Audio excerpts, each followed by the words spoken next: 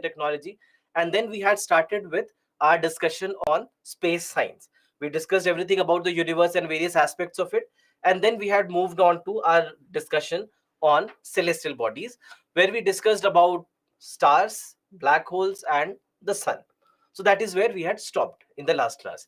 So today, as we begin, the first class or the first topic that we have today is about our planets. So we'll discuss about the planets, we'll discuss about the other celestial bodies like asteroids, meteoroids, or comets, etc. And then after that, we'll move on to the second part, that is space technology, where we'll discuss some of the basics related to the launching of the satellites and various aspects of satellites and the orbits. So these are the things that we are going to discuss in today's class. All right, so let's begin. Now, first and foremost, when we talk about planets, we need to understand how do we define a planet. All right, so as far as the definition goes, there are a couple of things that are seen as criteria for any celestial body to be defined as a planet. So what are the criteria? First, that it orbits the sun, right? So the first thing would be that it has to orbit the sun, or let's say if it is a planet outside our solar system, then for that matter, any other star. It has to orbit around any other star. Then after that, it has sufficient mass for spherical shape. So as we had discussed about the stars as well in yesterday's class, we had discussed that in cases of stars also, the stars are having a spherical shape because of their gravity, and the gravity comes from their mass, the inner mass that any star has. Similarly, for a planet also, it has to be having a good enough mass so that it can also be spherical in shape, or let's say almost spherical in shape.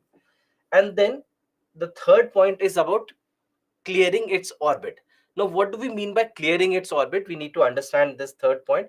The first 2 points are pretty easy to understand, but the third point could be a little difficult point to understand. Now, when it comes to the third point about clearing its orbit, it simply means that there should not be anything in the vicinity. In the surrounding areas, there should not be any celestial body that has its independent existence.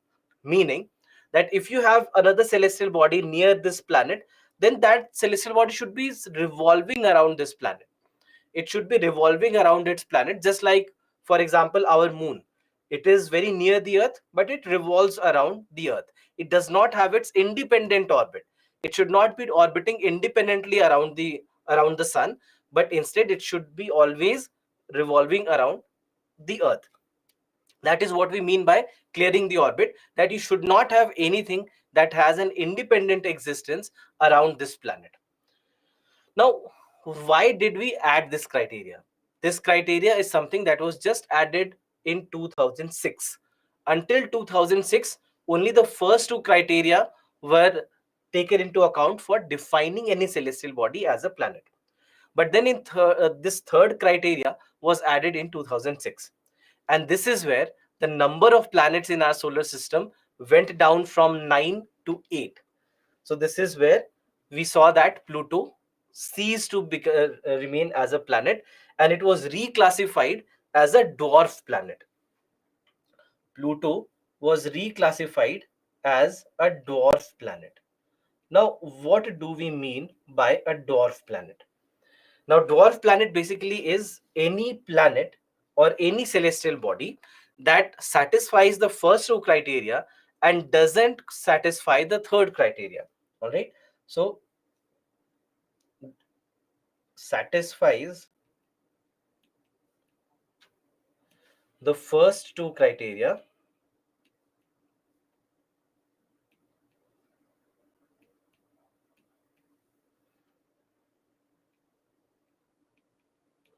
doesn't satisfy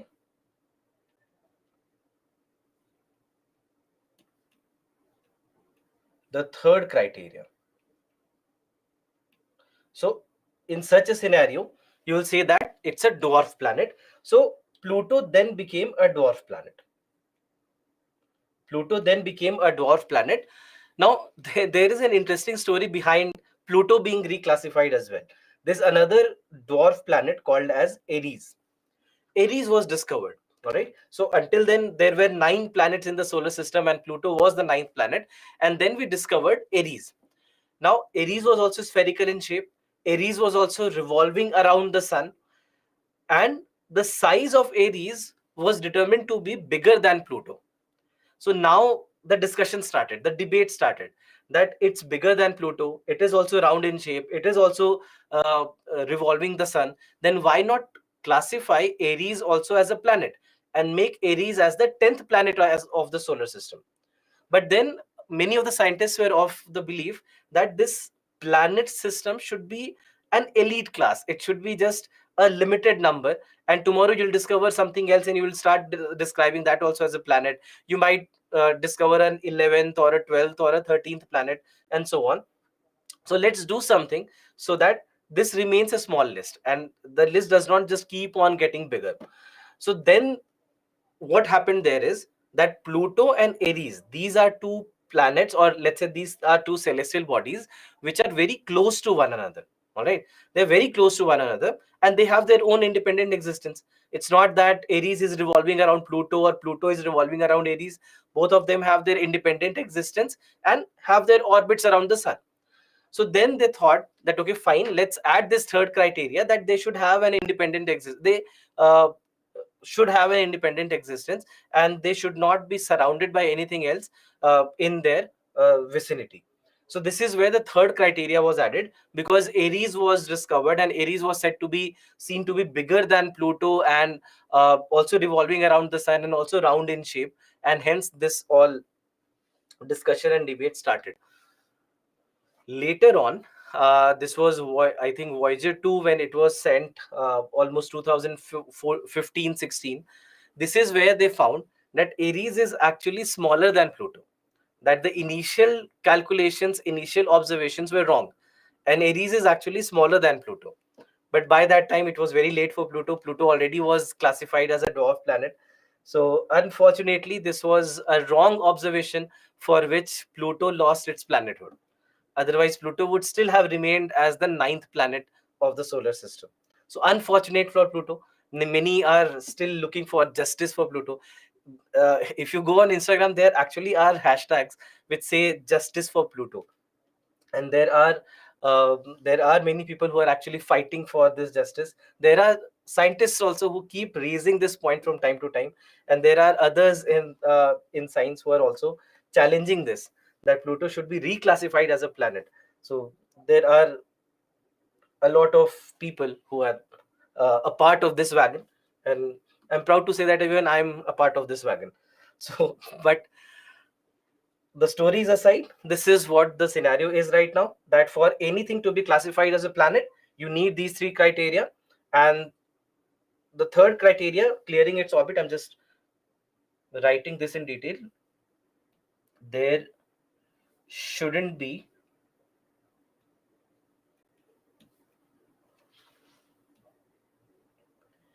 any other celestial body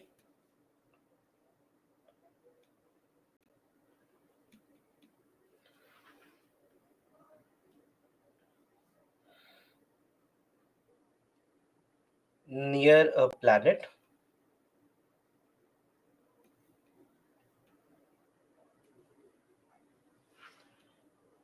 having an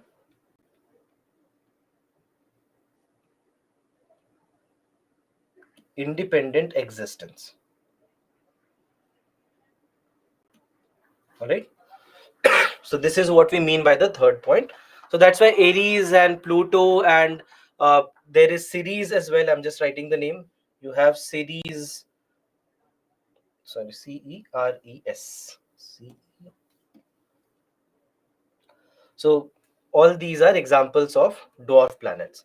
Apart from that, we have another term that we use called as exoplanets as well. Exoplanets. So exoplanets basically are the planets which are outside the solar system, right? So I'm just mentioning it here. Planets outside the solar system.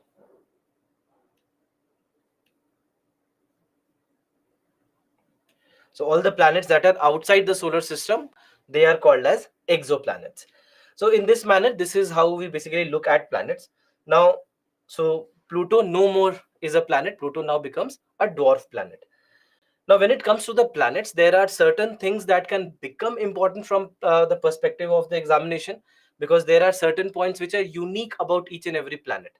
So there are certain things that you should know strictly from prelims perspective about the planets, and I'm sure that there are many of these facts that you already probably are aware of, but still, I just for the sake of your examination, there are chances, because I'll tell you something, a change, or rather let's say a revisit of a pattern that I've seen in the papers.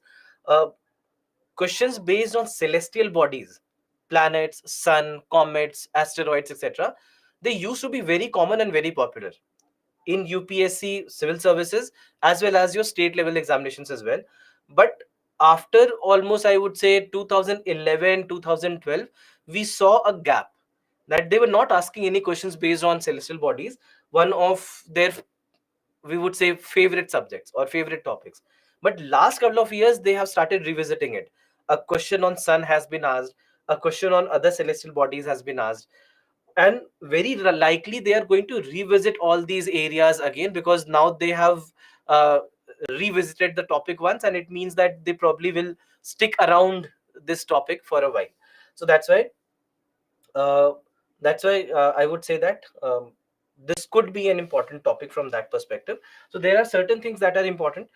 So just mentioning those points here, that for example, let's say if we talk about Mercury. Mercury is the closest planet to the sun, right? This is the closest to the sun.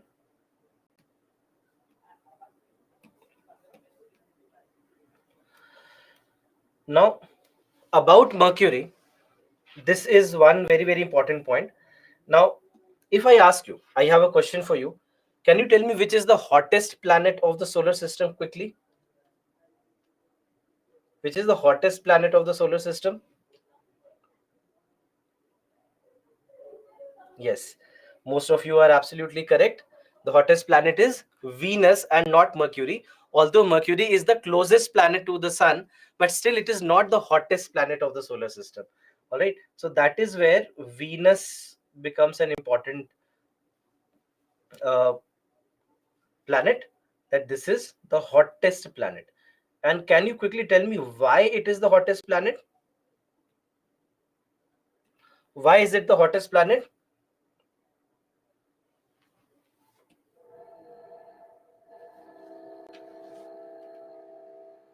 Yeah, correct. So most of you have given the correct answer. This is mainly because of the presence of carbon dioxide in the atmosphere. Presence of carbon dioxide in the atmosphere, that makes it the hottest planet. Do you know how much it is? It's almost 95.5% carbon dioxide in the atmosphere. How much does the Earth have? What's the percentage of carbon dioxide on our planet? Yes, 0.04, 0.03. It's exactly 0.038%. So you can say that it's almost 0.04.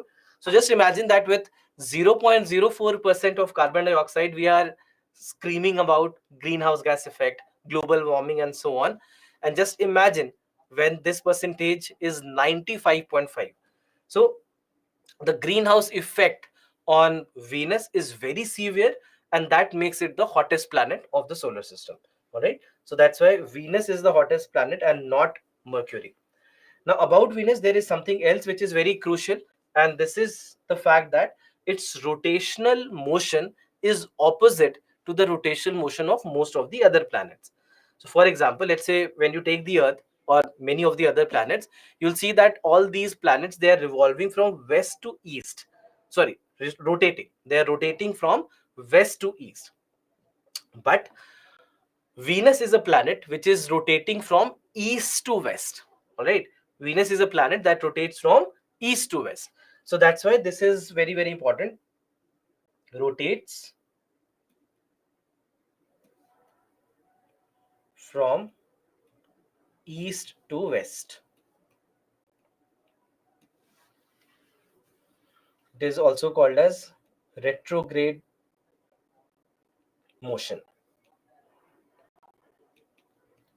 So it is believed that maybe during the formation of the solar system, the early part of the solar system, it might have collided with some other celestial body, and that might have changed its direction of motion. It is believed so. We don't know for sure, but it is believed that this might have happened, changing the direction of motion for Venus.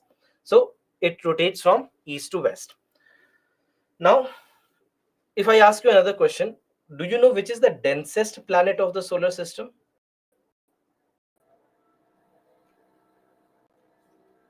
Which is the densest planet of the solar system? And let me give you four options.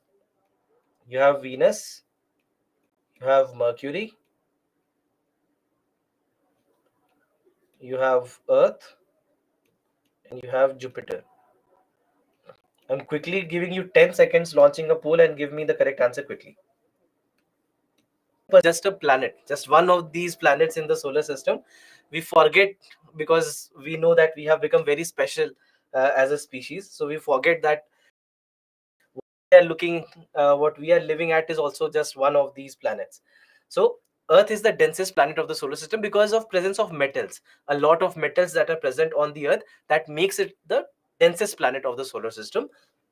Apart from that, Mercury is the second densest planet of the solar system, second. Now what I saw is that many of you marked Jupiter. Now, what we know is, and I have given Jupiter purposely because I knew that the moment I give Jupiter as an option, there are going to be a lot of students who will mark Jupiter. The reason for this is that you know that Jupiter is the biggest planet, right? You know that it's the largest planet of the solar system. So you might think that that's related to density. But always remember, what is the formula for density? Anyone who remembers, what is the formula for density?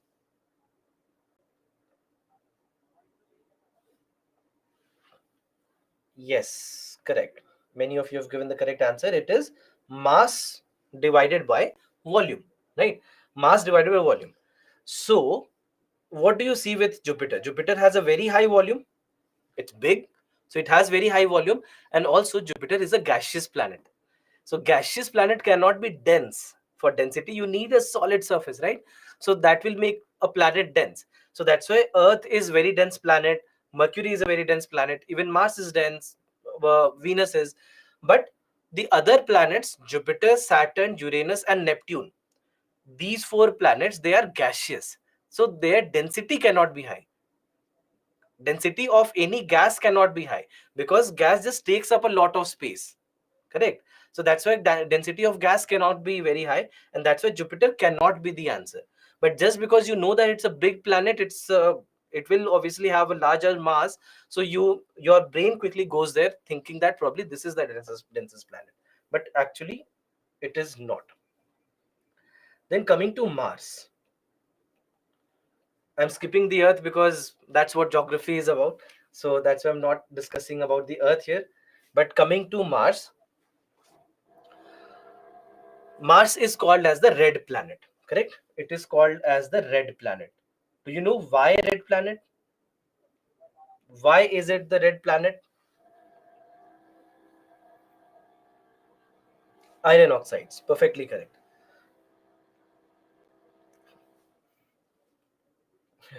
Ravi, I like your answer, USSR, but that's not the reason. So it's the red planet because of presence of iron oxides.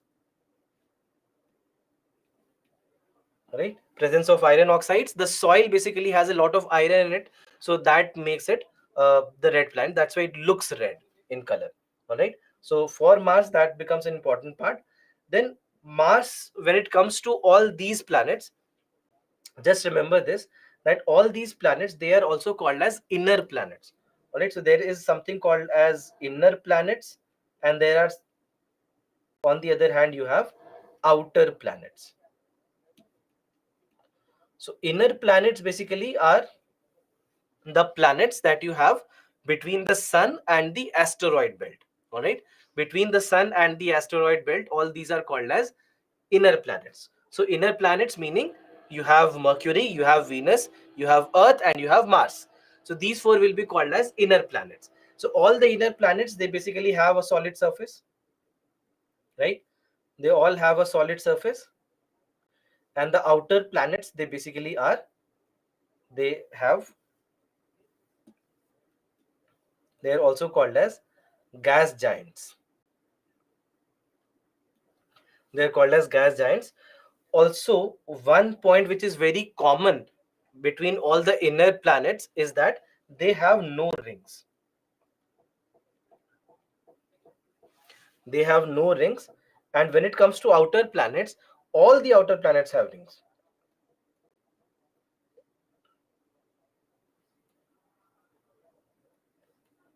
They all have rings. All right. So we know about Saturn and the rings of Saturn, and they are very profound and very famous as well. But it's not only Saturn that has a ring system around it, but even Jupiter, even Uranus, and even Neptune, they all also have ring system around them. So that's why they all have rings. So let's say, as a question, I mean, I'm giving you all these facts because if they have to, these are the kinds of facts that they can ask about planets. So they might give you this as one of these statements, that this planet has a ring system or that planet has a ring system. Very clear demarcation. All the inner planets, they don't have rings. All the outer planets, they have ring systems. Also, when it comes to the number of moons, we see that Mercury has 0 moons. Then even Venus has 0 moons. Earth, we know that Earth has 1 moon, and Mars has 2 moons. So the number of moons here is pretty countable for the inner planets. But when it comes to the outer planets, the number of moons is pretty high. And you'll see that the number of moons, this number will also keep on changing from time to time. So recently it has been in the news because until last year, what we knew is that Saturn has the highest number of moons and Jupiter has the second highest number of moons. But all of a sudden, there were 20 new moons that were recognized for Jupiter. And then the number increased to 92. And I think for Saturn, it was 82 at that point of time. So Saturn was 82, Jupiter was 72. Then Jupiter became 92, and Saturn remained at 82. And so Jupiter had the highest number of moons. And then now, significantly more number of moons have been now recognized for Saturn, and the number has gone up to 145, if I'm not wrong, or 146. So now again Saturn has the top spot and Jupiter again has the second spot. So that's why these numbers will keep on changing. So no need to remember the number, that you need not know that this is exactly what the number of moons is, because there will be additions that will keep on happening, or maybe sometimes even subtractions happen, that something that they might have recognized as a moon, they'll later recognize that it's not a moon. So these kind of things will keep on happening. So no need to remember the numbers. Just that just remember that right now Saturn is sitting with the highest number of moons in 140s, if I'm not wrong, and Jupiter second highest with I think 95 being the number. So this is where we are right now. So that's why don't need to remember the the numbers of all these moons. So that's why these are things that are certain things that are related to all these planets. Now also, one of the things when it comes to the other planets, um, the outer planets that we have. So about Jupiter, we know that this is the largest planet, right? Jupiter is the largest planet of the solar system. Now, when it comes to Jupiter, there is something else which is very famous about Jupiter, and this is about the great red spot that it has. There is something which is called as the giant red spot or the great red spot. So this red spot, although this is something that looks like a spot on Jupiter, is actually not a spot, but rather these are winds. These are winds on Jupiter. So these are winds on Jupiter, which when we look from the telescope looks like a spot on the surface of Jupiter. So that is what we know about Jupiter. Then when it comes to Saturn, about Saturn we obviously know about the ring system and it having the most profoundly visible ring system. But apart from that, as we discussed, that it has the highest number of moons.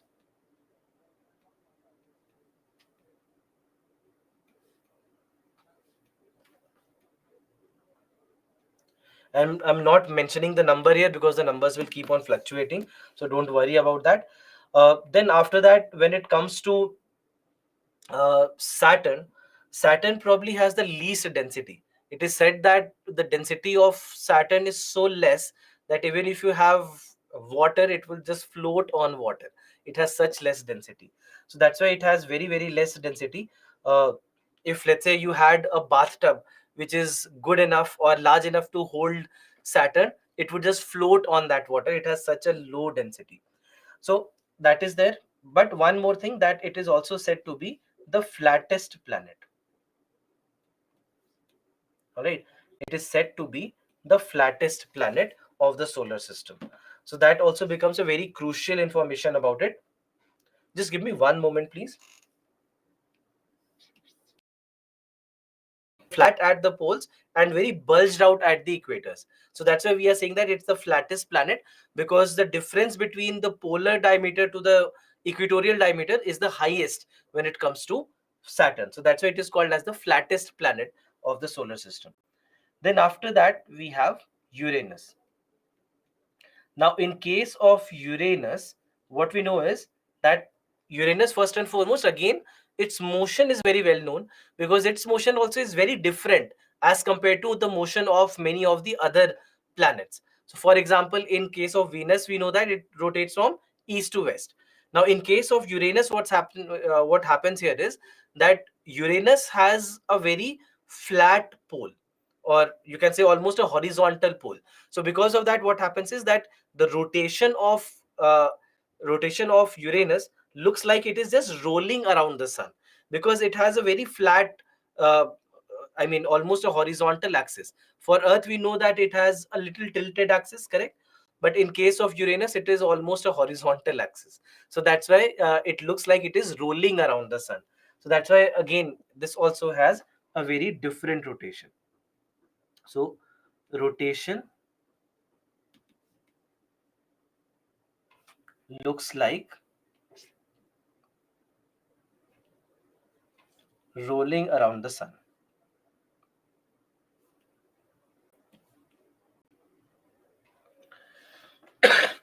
Then in case of Uranus also, what happens is that sometimes it reaches temperatures which are lesser than Neptune. But that's not the case what we saw with Venus and Mercury. Because in case of Venus and Mercury, we know that Venus always is hotter as compared to Mercury. But in case of Uranus, it happens sometimes that it reaches temperatures which are even lower than the temperatures that are registered on Neptune, although Neptune is the farthest planet. So it does happen sometimes, and it also, again, it happens mainly because uh, when it comes to Neptune has a large amount of Neptune has a large amount of methane. So Neptune, many a times, that's why it is also called as the blue planet. It is called as the blue planet because it has large amount of large amount of methane.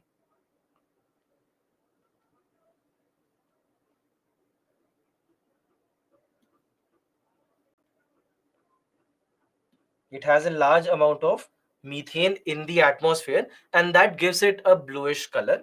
So that is why it is also called as the blue planet sometimes. So methane, because methane also is obviously a greenhouse gas, so it traps a little more energy, I mean heat, as compared to Uranus. And that is why sometimes what we see is that Uranus can become colder as compared to Neptune. So so these are some of the points that probably can be important, if at all they are going to ask you any fact based prelims question on planets. These are the some of the things that can actually become important. So we know that when it comes to all these planets, there is only one planet which can support life, and that is where we are sitting right now, that is the Earth. Now, apart from planets, there are certain other celestial bodies as well. that can become important. Now, there are three celestial bodies that we are going to discuss here in the next 10-15 minutes: comets, asteroids, and meteoroids. All these three are very similar in their composition and how they look, but there are subtle differences that we have in them. So that's why try to understand the differences between a comet, an asteroid, and a meteoroid. That how do we differentiate between the three? So first we are starting with comets. So among the three, comets is the biggest. All right, it would have the size as mentioned here, roughly the size of a small town, meaning that up to 10 kilometers in radius. All right, up to 10 kilometers in radius is what you would have a comet like. So I'm just mentioning here, up to 10 kilometers radius. All right, so that is what we see about comets. Now, in case of comets, we see that they would be made of certain things. For example, there will be a solid surface, there can be a solid surface, and this solid surface can have dust particles, ice, and maybe sometimes some metal pieces as well. So, all these things it will be made of. And then after that, it will be surrounded by a hydrogen gas, a cloud of hydrogen gas, which in a manner you can say is like atmosphere of comet. So you can say that comet has atmosphere. It has atmosphere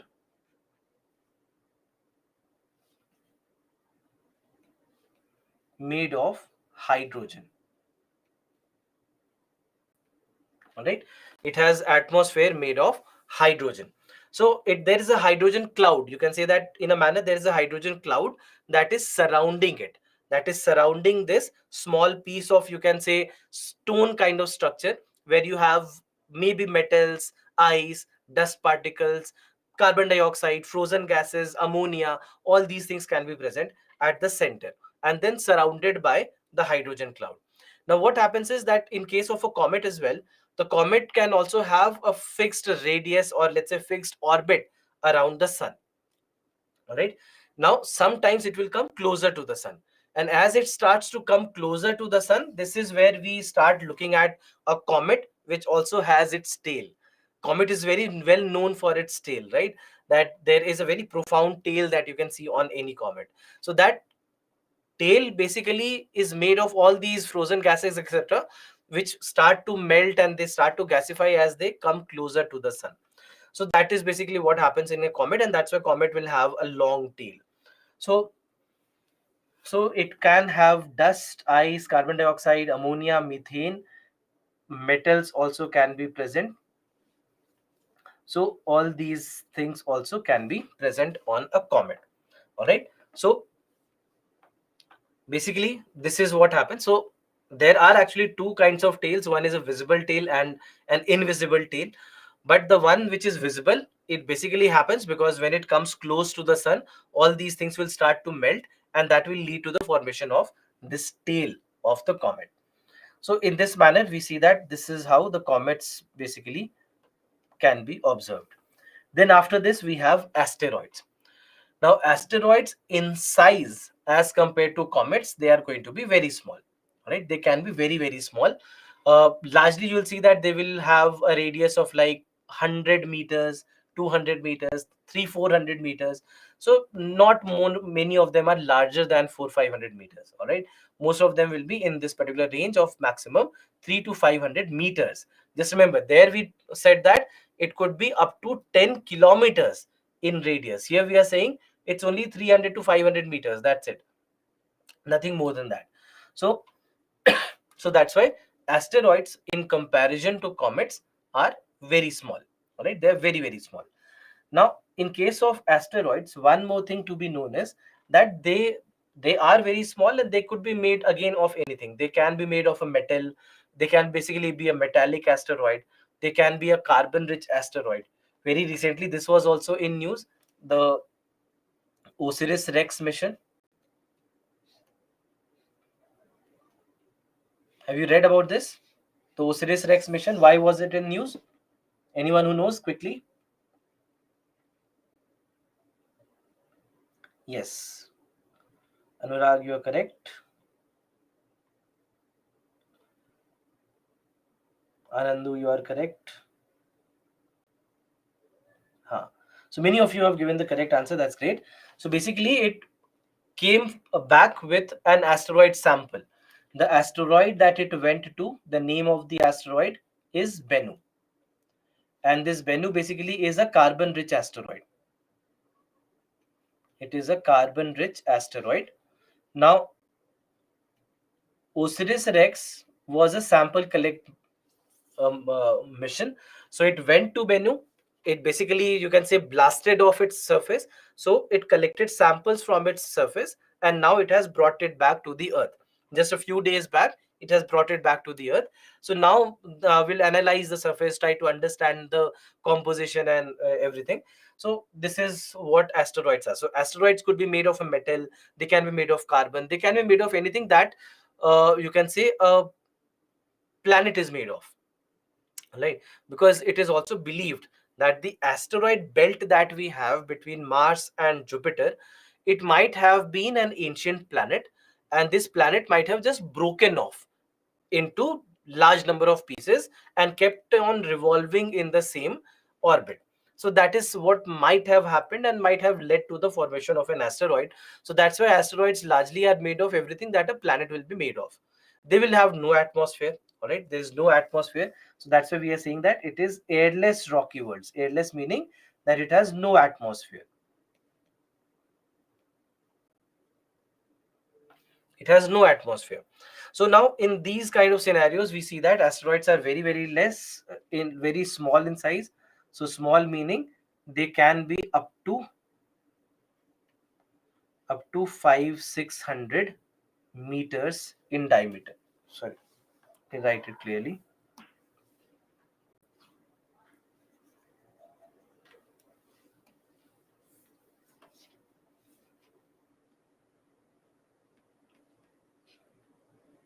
Up to 500-600 meters in diameter. So very small. All right, very small as compared to comets in most of the cases. All right, I'm writing mostly because there are certain which can be little larger than this. So mostly up to 500-600 meters only. Now, so this is what asteroid is. So comet has an atmosphere. Asteroid does not. Comet is larger. Asteroid is smaller. Comet can be made of mix of a lot of things. Largely, asteroids are made of one single material in most of the cases. So that is how we see that they are different. Then after that, we have meteors, meteoroids, and meteorites. Now here the most important term is meteoroid. All right, meteor and meteorite are two different terms which are given based on the position of a meteoroid.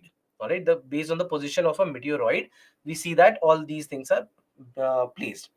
Now, when it comes to a meteoroid, meteoroid can be even smaller than an asteroid. It can be even smaller than an asteroid. That in most of the cases they can be just as small as just 10 meters in size. Just 10 meters in size. In most of the cases, meteoroids will be like that. They do not have a fixed path. That, for example, in comets case, we discussed that they have a fixed orbit around the sun, very large orbit, but they have a fixed orbit around the sun. Most of them are outside Neptune, I mean beyond Neptune, but at least they have a fixed orbit. In case of asteroids also, most of them they are between Jupiter and Mars, so they also have a kind of a fixed orbit. In case of meteoroids, that's not the case. They do not have any fixed orbit. They will just keep hanging around in space wherever they want. Now, these meteoroids, they will be made of metals. They can be made of, again, metals. They can be made of iron and nickel in most of the cases. So extraterrestrial nickel and iron is what they'll be made of most of the times. So, and some of the other minerals they also can have. Now, in case of meteoroids, what may happen is that sometimes they might come close to the Earth. And when they come close to the Earth, then in that case, obviously, they will be attracted by the gravitational pull of the Earth, right? So gravity of the Earth will pull it towards itself, and as it pulls it towards itself, this is where this meteoroid will come or will be pulled by the earth, and it will completely burn up in the atmosphere, because earth has a very thick atmosphere and there will be a lot of air resistance because of the high speed of this meteoroid, and it will completely burn up as it enters the earth. In such a scenario, this meteoroid is called as a meteor, right? In such a scenario, it is called as a meteor.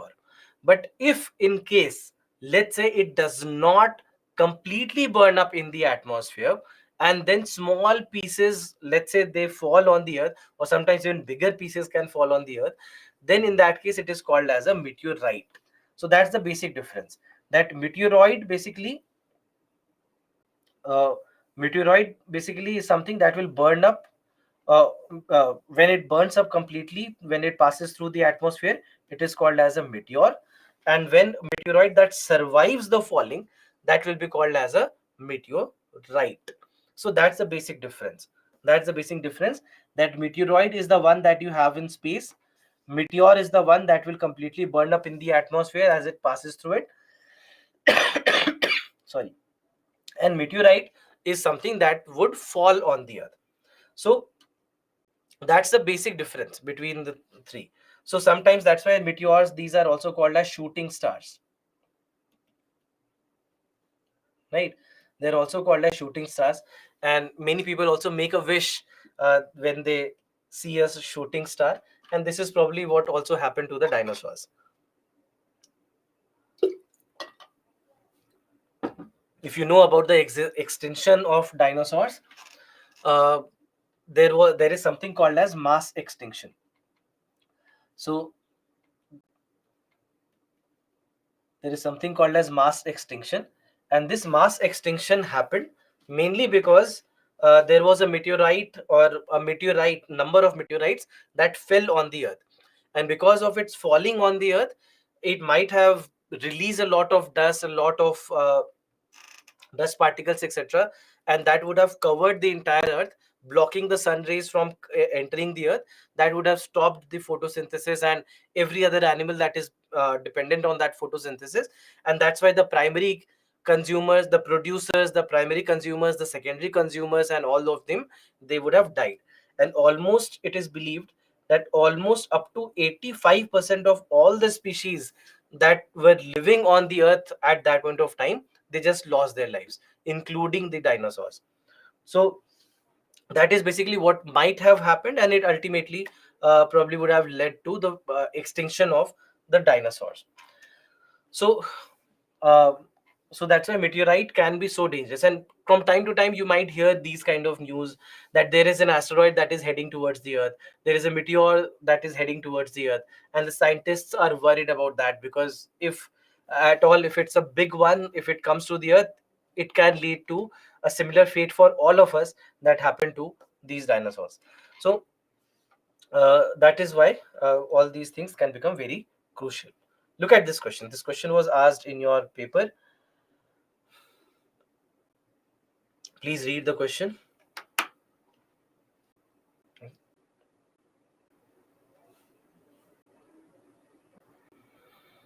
Have given the correct answer, which is B, but let me just discuss this with you.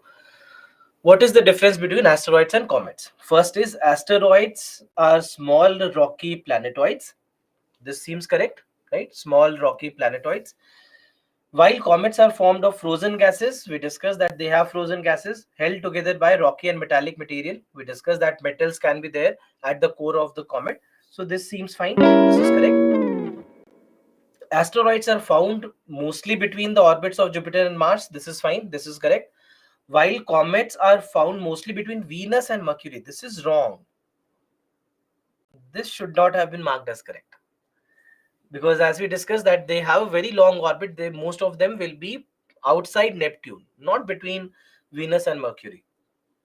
Otherwise they would be always visible, right, if they were between Venus and Mercury, because we can see both Venus and Mercury. So if, let's say, these were also present there, then probably we would see these comets with their tails all the time, but that's not the case. Comets show a perceptible glowing tail.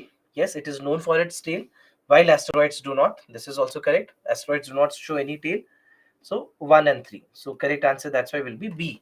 that is 1 and 3.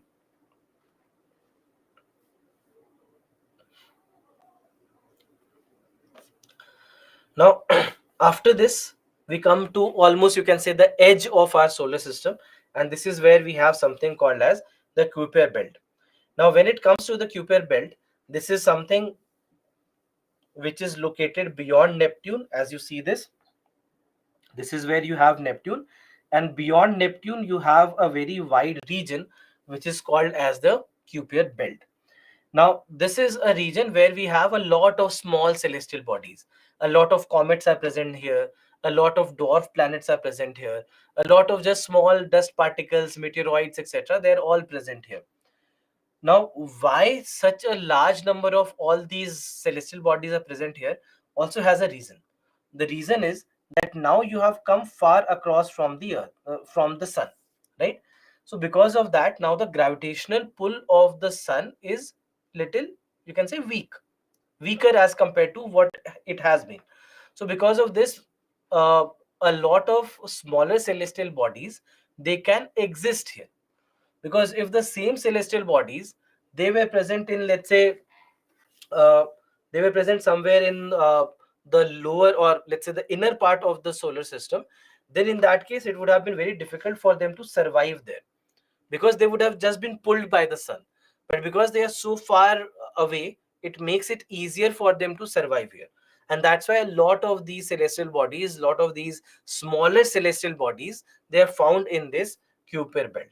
All right. Now, uh, in this particular scenario, so that's why the Kuiper belt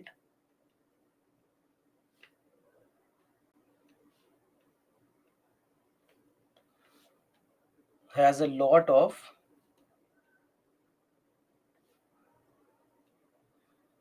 small celestial bodies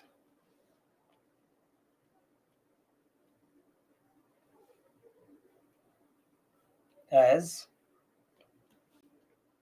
this region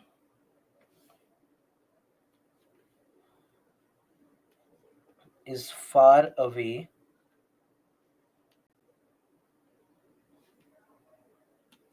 from the sun, and hence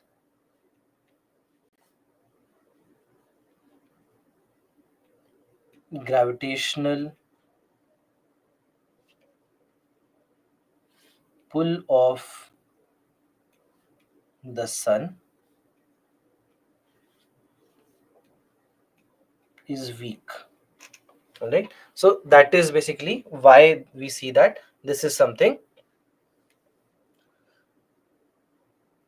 Now, in case of Kuiper belt, what we see is that it is located between 30 to 55 astronomical units. So when we say astronomical units, do you know how much is one astronomical unit? Any idea, anyone? How much is one astronomical unit? Correct. It's almost 100, almost, I'm saying almost 150 million kilometers, which basically is the distance between the sun and the earth.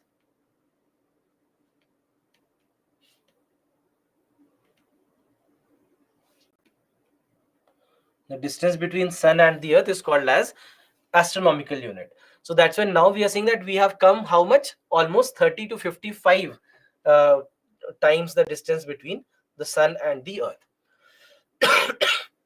Then lastly, we have something called as Oort cloud. Now this Oort cloud basically is, you can say, the end. This is the end of the entire solar system, because Oort cloud, you can say, in a manner, is a boundary between our solar system and any other solar system. It acts as a boundary because there is a very large space where you have nothing, where you have maybe ice particles and smaller particles like that. A lot of frozen gases, for example, it can have a lot of ices such as water, methane, ethane, carbon monoxide, hydrogen cyanide, etc. All these things are present here. And now we are talking about a distance of 2000 to up to 2 lakh astronomical units. So we are saying that this is an area that can stretch up to 2 lakh times the distance between the sun and the earth. So we have gone so far. So that basically becomes the boundary of this entire solar system. So that is called as Oort cloud, which is a boundary. And then after that, you have other star systems. So for example, you have Alpha Centauri and every other system after that. Now, we have been trying to look across, to observe across, and that is where we have been trying to look for, that we have been trying to look for planets which are closer to how the earth is in composition, if there are chances of finding life on other planets. So all these kind of experiments and all these kind of observation studies are being also done. And that's why this is where we also define something which is called as the Goldilocks zone. This is a question that was asked in your 2015 paper. Any in the outer space. So when it comes to Goldilocks zone, we are talking about a region where the temperatures are neither very low nor very high. So we would say that Goldilocks zone is an area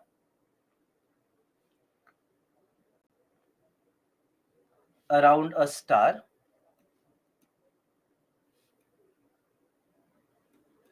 with moderate temperatures.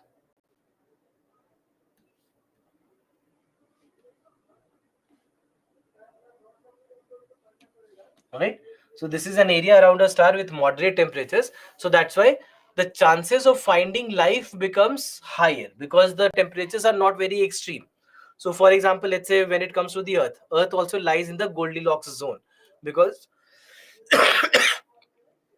the temperatures on the Earth are not very extreme. Even Venus actually lies in the Goldilocks zone. Venus has a very extreme temperature because of its internal reasons, right? But it lies in an area near the sun where the external heat on Venus is not very high. Sorry. So that's why even you can say that Venus also lies in the Goldilocks zone, but unfortunately, because of the internal reasons, it can't sustain life. So that is how we define Goldilocks zone, an area around any star which has moderate temperature. All right. So this basically brings us to the end of the first part of our discussion about the universe and the various aspects of universe and the celestial bodies. If you have any doubts, if you have any questions, please let me know. Let's have a discussion first and then we shall move forward.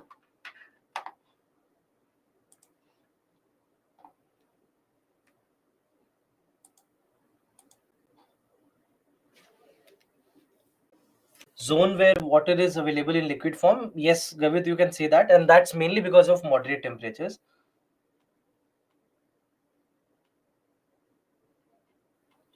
Please explain again Oort cloud. So in case of Oort cloud, what we are basically saying is that this is an area which in a manner marks the end of a solar system. And this is an area where you have a lot of frozen gases, a lot of frozen material because the temperatures are very, very, very low. So that's why water in its ice form or other gases like ammonia or carbon dioxide or cyanides, etc., in their frozen form, and that demarcates in a manner the boundary of any solar system and separates all the gravitational and other effects of one star from the other. Meaning that you can say that in a manner this is something like this, that it is very bulged out at the equator, all right, very bulged out at the equator and little flat at the poles. So that's why the difference between the diameters of its polar diameters and the equatorial diameters is very high, and that's why we say that it's like a flatter planet.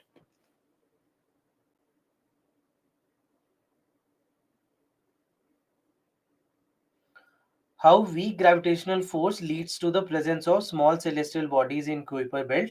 So basically what happens is because the gravitational force is weak, that's why they can remain there. They have very small mass. So if let's say a small mass body, if it was near the sun, it will quickly be just uh, pulled by the sun because of the gravitational effect of the sun. It will just be pulled by the sun.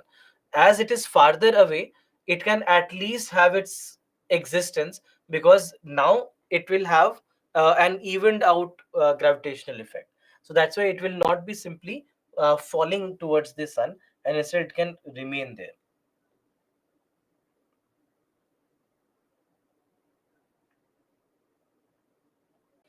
funding. So that's why it's a rough estimate that this could be what it is.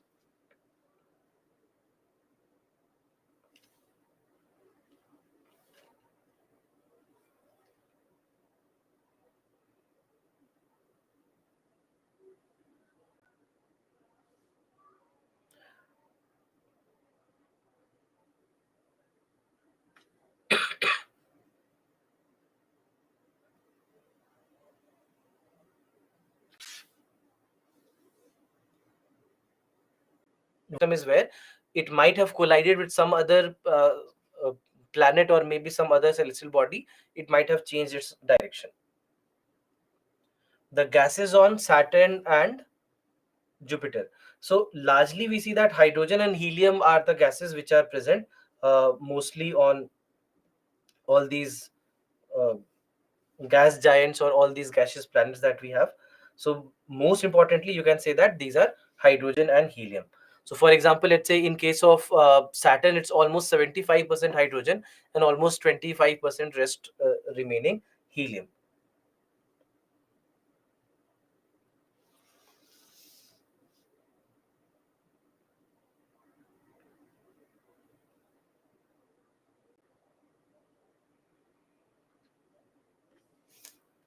Oort clouds. For that, reasons can be internal, reasons can be external, but yes, uh, there is nothing that is forever. That goes as a rule.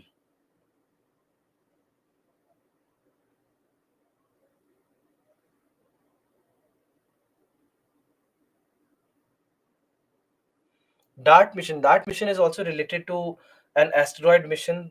It was in the news also last year and this year as well.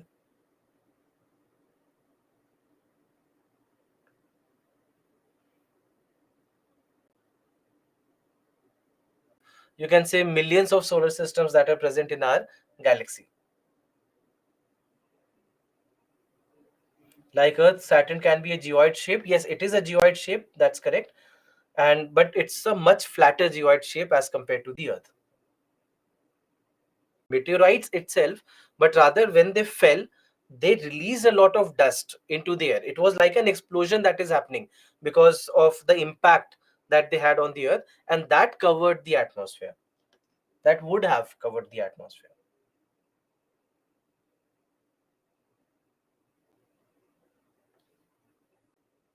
Comets have tails like shooting stars. Yes, in a manner you can say that, but they will look like a passing by star.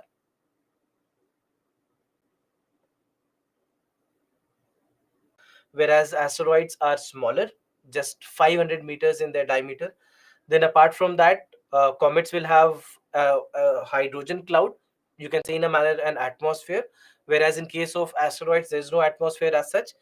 Then, asteroid will be made of largely it will be composed of a single kind of material.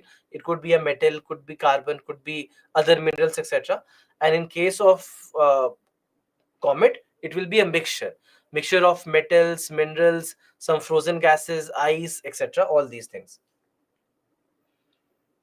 And again, comets are much farther. I mean, most of them beyond Neptune, and asteroids between Mars and Jupiter. L1 will discuss this. Just wait. Please upload the detailed timetable for November to December for batch 5. This I'll check with the operations team. I'll pass on your suggestion to them.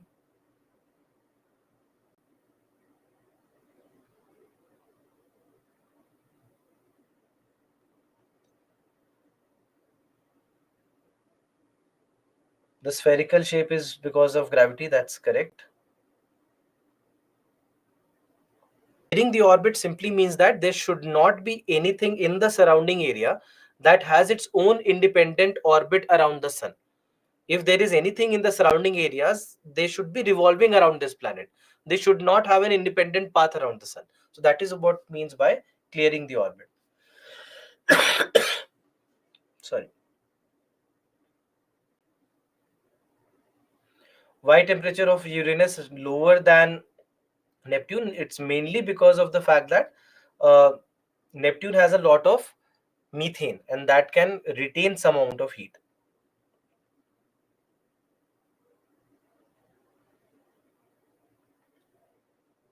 Giant red spot, basically what we are saying is that it's a storm that has been raging on Jupiter, and that's why it looks like a spot when looked from a distance, but it's actually not a spot, but rather uh, a, a wind that we have observed there.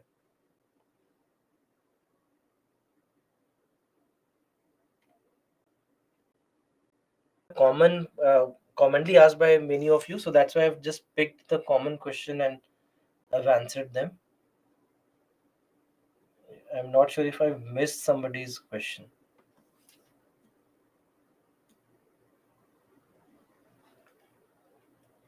So why is it not burning? No, methane does not mean that wherever you have methane, it will simply start burning. There is a lot of methane in our atmosphere also. It does not mean that it will all of a sudden it will not start burning on its own. It needs something that will start its combustion. It needs an oxidizer for the burning to happen. And at such low temperatures, burning is not possible.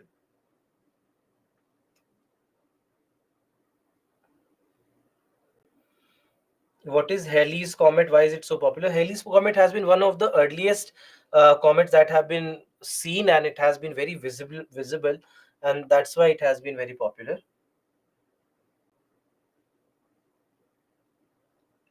All right, so let's move on. If there are questions that are unanswered, you can ask during the break as well, and uh, we can again discuss this.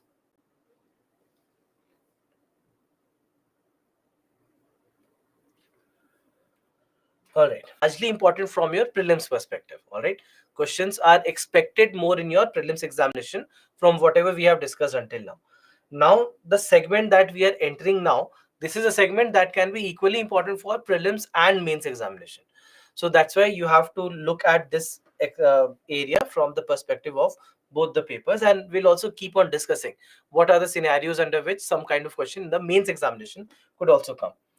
Now, first and foremost, when we are talking about the space technology, we are now going to discuss about what the satellites are and what do we mean by a satellite, how do we launch a satellite, the various aspects of the applications of satellites and the orbits where they are being launched. And there are all these aspects that we are going to discuss now. Now, in case of the space technology, we know that our observations basically about all these things that we discussed, they either can be based on the telescopes that we have, the number of different types of telescopes that we have, or maybe through a satellite or a mission that we launch. So it can either be ground based observation, or it could be space based observation. So when we say ground based observation, we largely are talking about telescopes. We are largely talking about telescopes, deployment of telescopes, and using these telescopes to observe the night sky. Now, this observation, it can be done with the help of a large number of different types of telescopes, but there are two telescopes which are the most common and the most widely used. You have optical telescopes and radio telescopes. So optical and the radio telescopes, these are the two most widely used telescopes. Now, in case of optical and radio, just try to understand what do we mean and how do they take their observations. So first one that we have here is an optical telescope. Now, in case of optical telescope, it is called so because it uses the visible part of the electromagnetic spectrum. The images that we get from an optical telescope will be similar to the images that we basically can also observe. How we perceive the world, how our eyes would see a planet, in a very similar fashion, an optical telescope will also provide us with the images of any given planet.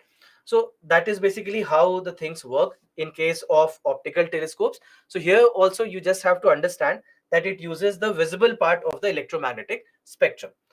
Now, in case of optical telescopes, we see that optical telescopes become the most popular of all the telescopes. And that mainly happens because of the fact that these optical telescopes, these optical telescopes, they basically will give us the same image as we can see the world. So that's why they are popular, because the images that you're getting is how you actually would also see something. So, and in case of India, we see that there are couple of telescopes which are very important for India. There is one which is located at Devsthal in Uttarakhand. There is one which is located at Hanle in Ladakh, and then one that we have in the Javri Hills in Tamil Nadu. So these are the three optical telescopes that India has. Now, when it comes to these three optical telescopes, out of these, the one that we have at Hanle, it is particularly very popular and very important for India as well. And Hanle is the place where we are also constructing the Dark Sky Reserve.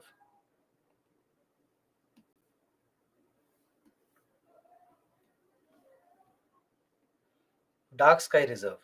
Have you heard of this? This was also in the news mostly last year. It was also in the news. Dark Sky Reserve, that we are building something called as a Dark Sky Reserve. Now, this Dark Sky Reserve is being built in Hanle. What is the purpose? The purpose is watching the night sky, stargazing.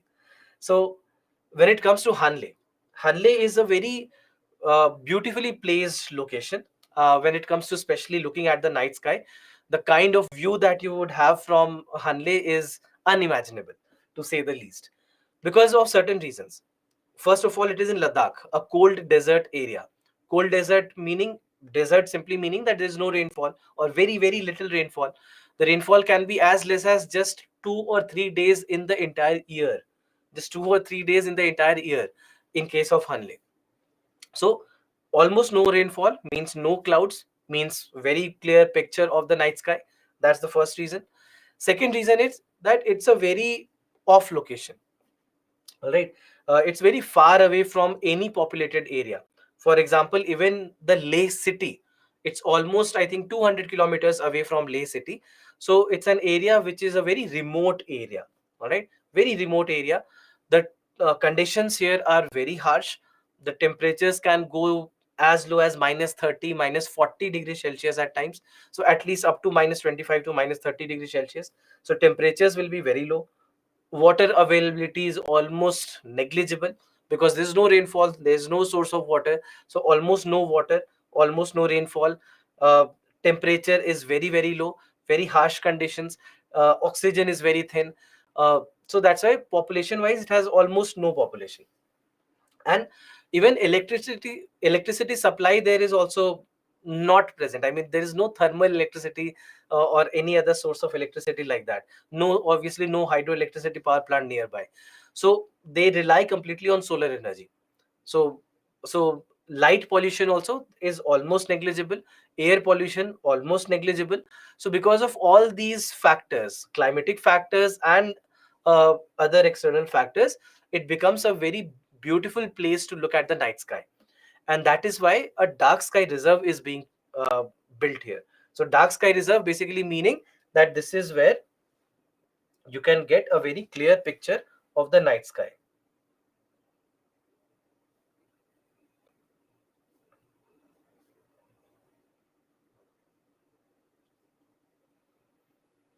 So that's the reason why we are trying to basically promote something also called as astro tourism at times, right? So we are trying to promote astro tourism, and it's really beautiful. I mean, I have been there. I've been to Hanle, and this picture that you see right here, this is a photo that I have taken. It's copyright me.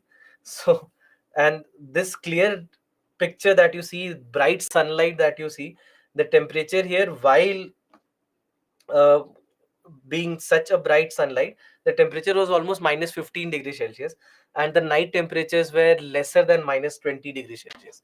So very harsh conditions. I'd been there in the month of, I think, November and sometime, uh, and I went inside this telescope also.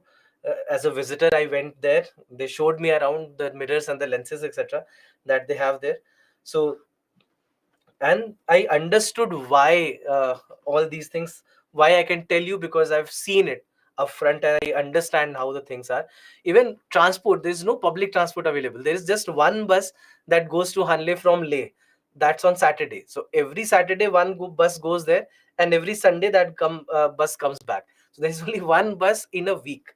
So it's not that you have very easy availability of public transport. And if you want to take private cabs and private taxis, they can charge you a lot, and it's not easy for everyone to just go there.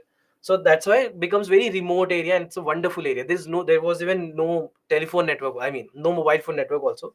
So I was at peace, you can say, for a couple of days. So that's a wonderful place to be in. I mean, if at all you are interested, the view of the night sky is nothing that you can imagine. That even if you, let's say, are living at a far off area, you might have been able to see a lot of stars in the sky, but even then the entire Milky Way galaxy will be visible from there. You can just google some of the pictures and you'll understand what I'm talking about. I could not take the pictures because I did not have a good camera. Otherwise, I probably could have shown you that photograph as well. So this is basically about optical telescopes. Then we also have radio telescopes. And there are two important radio telescopes that India has, one located in Pune in Maharashtra, and there's another one again at Ooty in Tamil Nadu. So these are the radio telescopes. Now, radio telescopes will capture the radio waves. Now, obviously, we cannot see the radio waves. We cannot observe the radio waves. For example, our mobile phones also work on radio waves, but you do not see waves around, or you cannot really observe the radio waves. But a lot of communication can be based upon radio waves. And same is happening here as well, that we are basing our observations on the radio waves. Now, why radio waves? Also because radio waves are long waves. Why it matters, we'll discuss that later. I'm not going to discuss this now. When we go to IT and communication chapter, that is where we'll discuss the importance of long waves. All right. So radio waves are long waves, and that's why it becomes the second, you can say, most popular option after the optical telescopes. Now, in case of these telescopes, if you see the difference in observation, this is an image that has been taken by a radio telescope. This is a picture taken by radio telescope, and this is a picture that has been taken by an optical telescope. So as you can see, the second picture is the one that is closer to how we would observe Jupiter if we see Jupiter, right? And the first picture, if you see, that's the image taken by a radio telescope. So that's very different, right? That's not how you look at Jupiter. That's not how our eyes see Jupiter when we see them, if at all we see them, right? So that's basically the difference between a radio and an optical telescope. So these are parts of, you can say, ground based observation.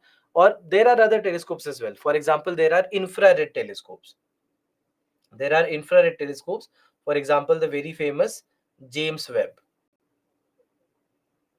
James Webb Space Telescope is an infrared telescope. Similarly, there are X-ray telescopes as well.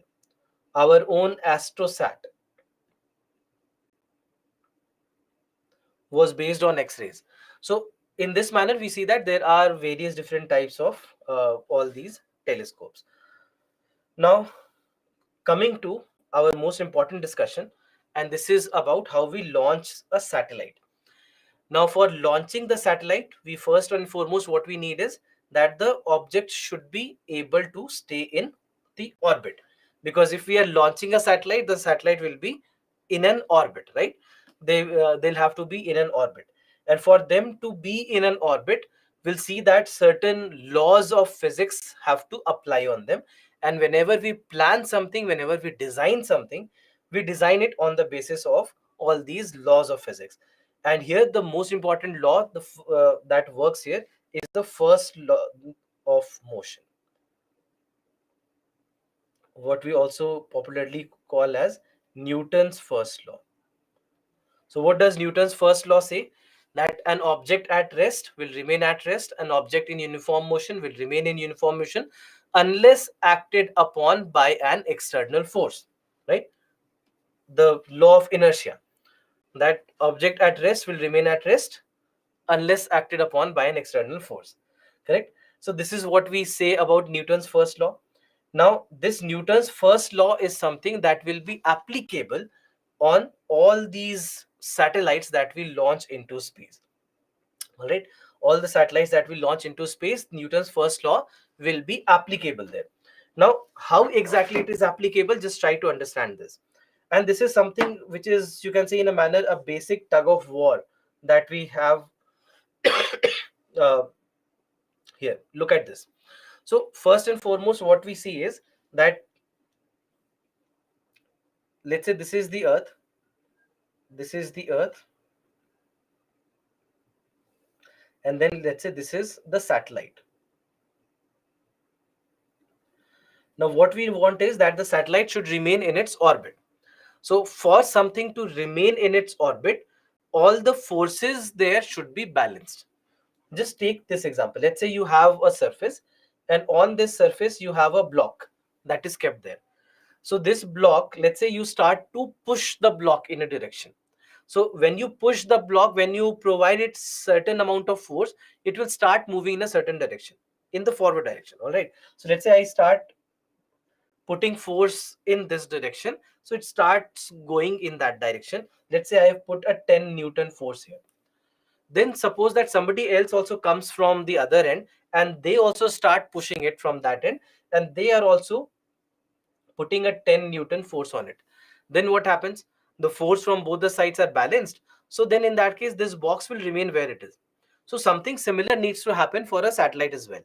That wherever the satellite is, all the forces acting on that satellite from all the ends should be zero. So now there is one force which is constant, which is the gravity of the earth. So earth with its own gravitational force will keep on pulling the satellite towards itself. Sorry. So we need to provide a counter force. Correct. We need to provide a counter force which will act in the opposite direction. We need to provide a force opposite to the force that is the pull of the gravity of the earth. So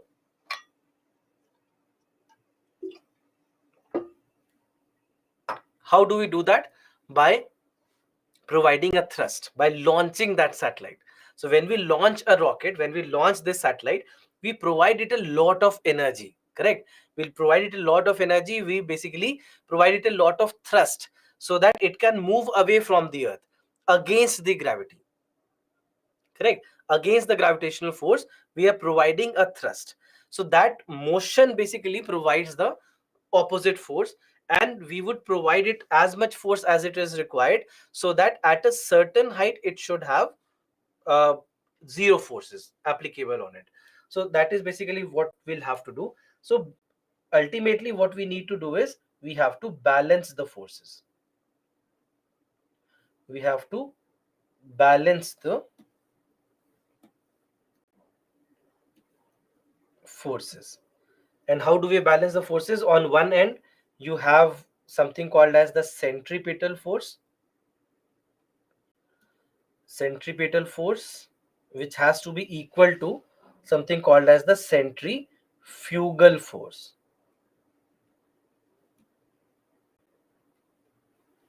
So here, what do we mean by these forces?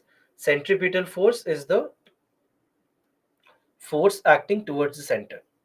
Force acting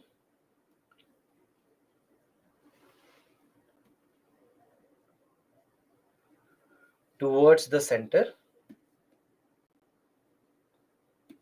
In this case, it is gravity, right? In this case, it is gravity. The gravity of the earth with which the earth is pulling this force. And on the other hand, you have centrifugal force, which is the force acting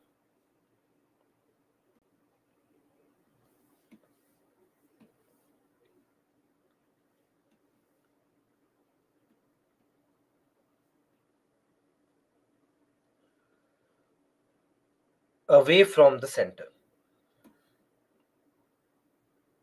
The force acting away from the center. And this is mainly, how exactly are we providing it? This is being provided with the help of the motion. This is because of the satellite motion.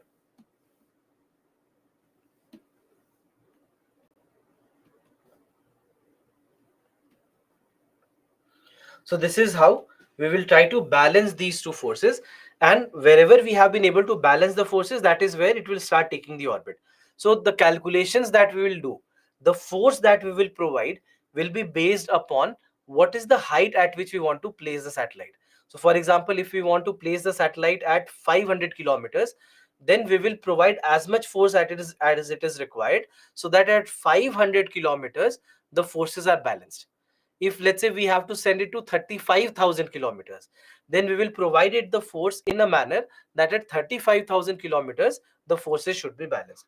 But the basic principle is this: the basic principle of launching a satellite or keeping the satellite in a given orbit is that the forces acting on a given satellite should be balanced. Wherever we want it to be balanced, it should be balanced at that point.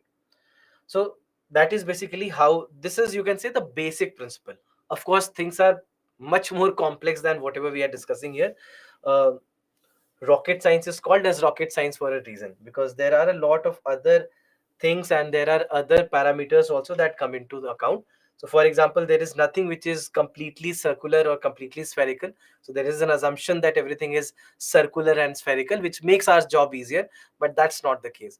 And that also changes everything. Then there is air resistance in our atmosphere, that also changes the thing. You're losing fuel, you are losing the weight of the satellite, that also changes the things. So there are n number of factors that come in the picture in the real scenario. But the basic principle is balancing the forces. The basic principle is whenever you are able to balance the forces, you will be able to keep the satellite there. So if I want a satellite at 500 kilometers from the earth, then at 500 kilometers all the forces acting on this satellite should be balanced, so it will always remain in 500 kilometers orbit. So it will keep on orbiting at 500 kilometers. So just remember, the key word is balancing the forces. Balancing the forces. There's one question that was asked in your paper. I would say it's kind of a difficult question. Exactly, do we arrive at this answer? The question says the artificial satellite orbiting around the Earth does not fall down. This is so because the attraction of the Earth, first, is does not exist at such height. That's completely wrong. Gravitational force of the Earth will exist. Just imagine you have a moon which is way farther away and it is still being attracted by the gravity of the earth.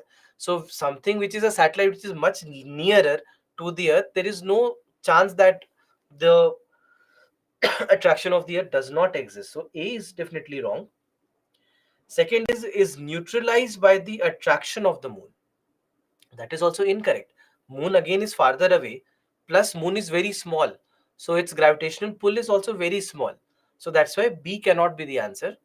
Now comes the real problem between C and D.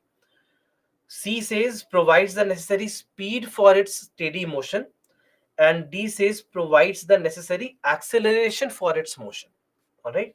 So basically, you can say here we are talking about between speed and acceleration. That whether it is about speed or whether it is about acceleration. Why acceleration is correct? Just think of something very simple. What is the formula for force? Force is equal to mass into acceleration. I'm sure that you have heard of that. You might have forgotten it, but I'm sure that you've heard of it. So force is equal to mass into acceleration. Now mass is something that we know of, correct? Mass is fixed. So we are not bothered about mass. What are we bothered about? Acceleration. How do we provide the required force? By providing that necessary acceleration while we are launching the satellite, because it's about balancing the forces. Why not speed? Because the speed will keep on changing with its direction. It's not about speed, but rather it is about velocity.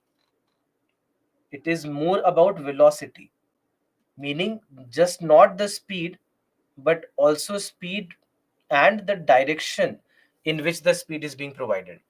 So basically that is where we are coming from, and that's why providing the necessary acceleration for the motion would be the correct choice here. But as I said, that it's not an easy question to answer. It definitely makes it very difficult. uh, but they actually have asked this question in your paper. All right. So Next, coming to the understanding of the orbits, I think we should, it's a bigger topic, so maybe we can take a break here itself.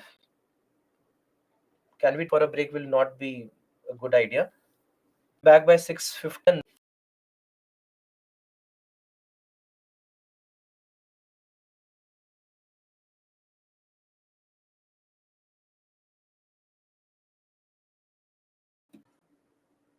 At that point of time, whatever dynamics could basically happen, they all happened and they then became static. So at that point of time, all the smaller planets, because they are smaller, they have lesser gravity, they could sustain lesser number of celestial bodies around them. And then the bigger planets, they basically have more numbers. So for example, the smallest two planets, you have Venus and Mercury. It became very difficult for them to sustain a moon around them, with this large sun also being so near. And that's why Venus and Mercury, they do not have any moon. Earth has one, and Mars has two. And then after that, you have all the bigger planets which could sustain more number of moons with their size, and also being farther away from the sun. Orbit is not near to its orbit. Yes, absolutely correct. That's the case.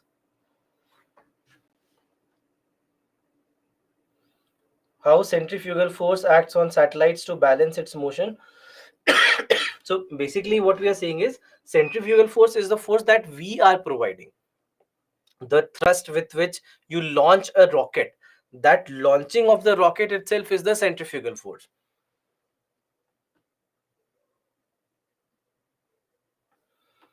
Can you please give a summary on Osiris Rex and asteroid Bennu?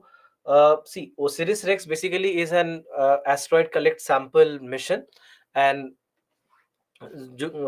when it comes to Osiris, so this term Osiris itself is an acronym.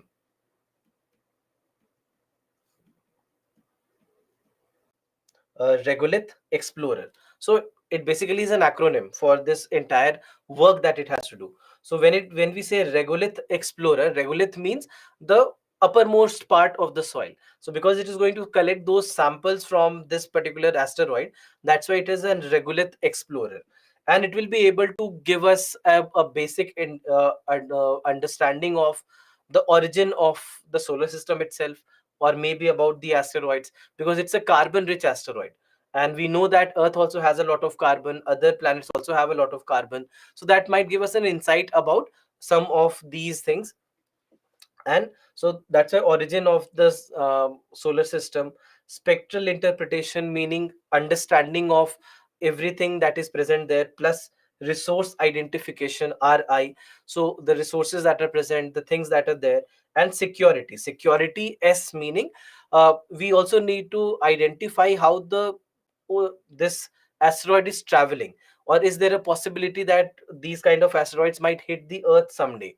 So from that perspective, we are talking about the security aspect, and that's why this name Osiris Rex has been given to this mission. And it went to Bennu. Bennu basically is what?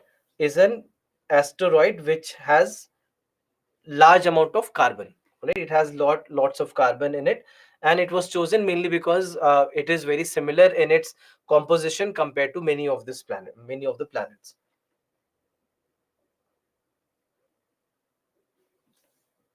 Neptune and Pluto. Between Neptune and Pluto, it does happen that Pluto sometimes comes inside Neptune.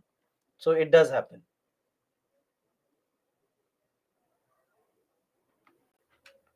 How the centrifugal force is provided in revolving satellite.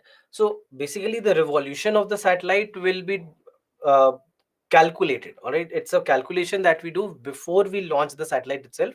The circular motion, basically, if you know the formula for circular motion, mv square by r, so that will be calculated first. The velocity will be calculated first, and based on that, we will provide it the angular velocity as well.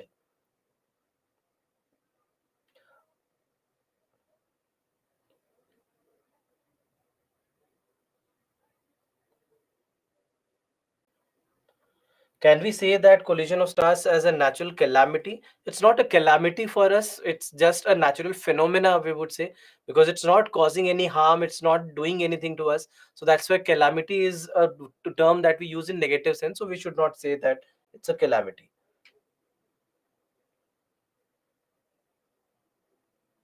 Can you please repeat why D is the correct option in the last question? So here what we are saying is that we basically have to balance the forces. And balancing, when you are trying to calculate the force, you already know the mass, right? Mass is what? The mass of the satellite itself. So we designed the satellite, we know how much the satellite weighs. So mass is not the problem for us. We need to calculate the acceleration. We need to provide it the required acceleration so that it can take the required motion.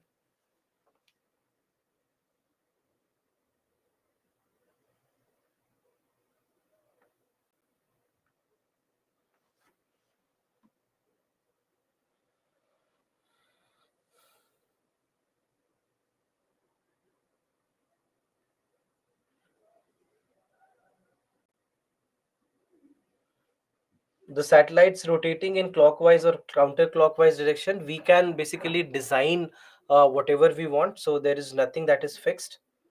We try to just gain from the motion, but we'll discuss that later, how exactly we do that.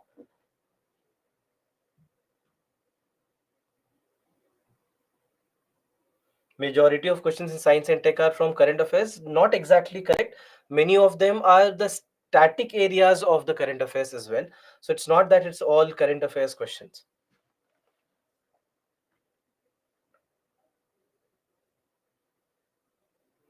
Is there any other star which has planets? Multiple, many of them. There are many, many stars which have planets around them.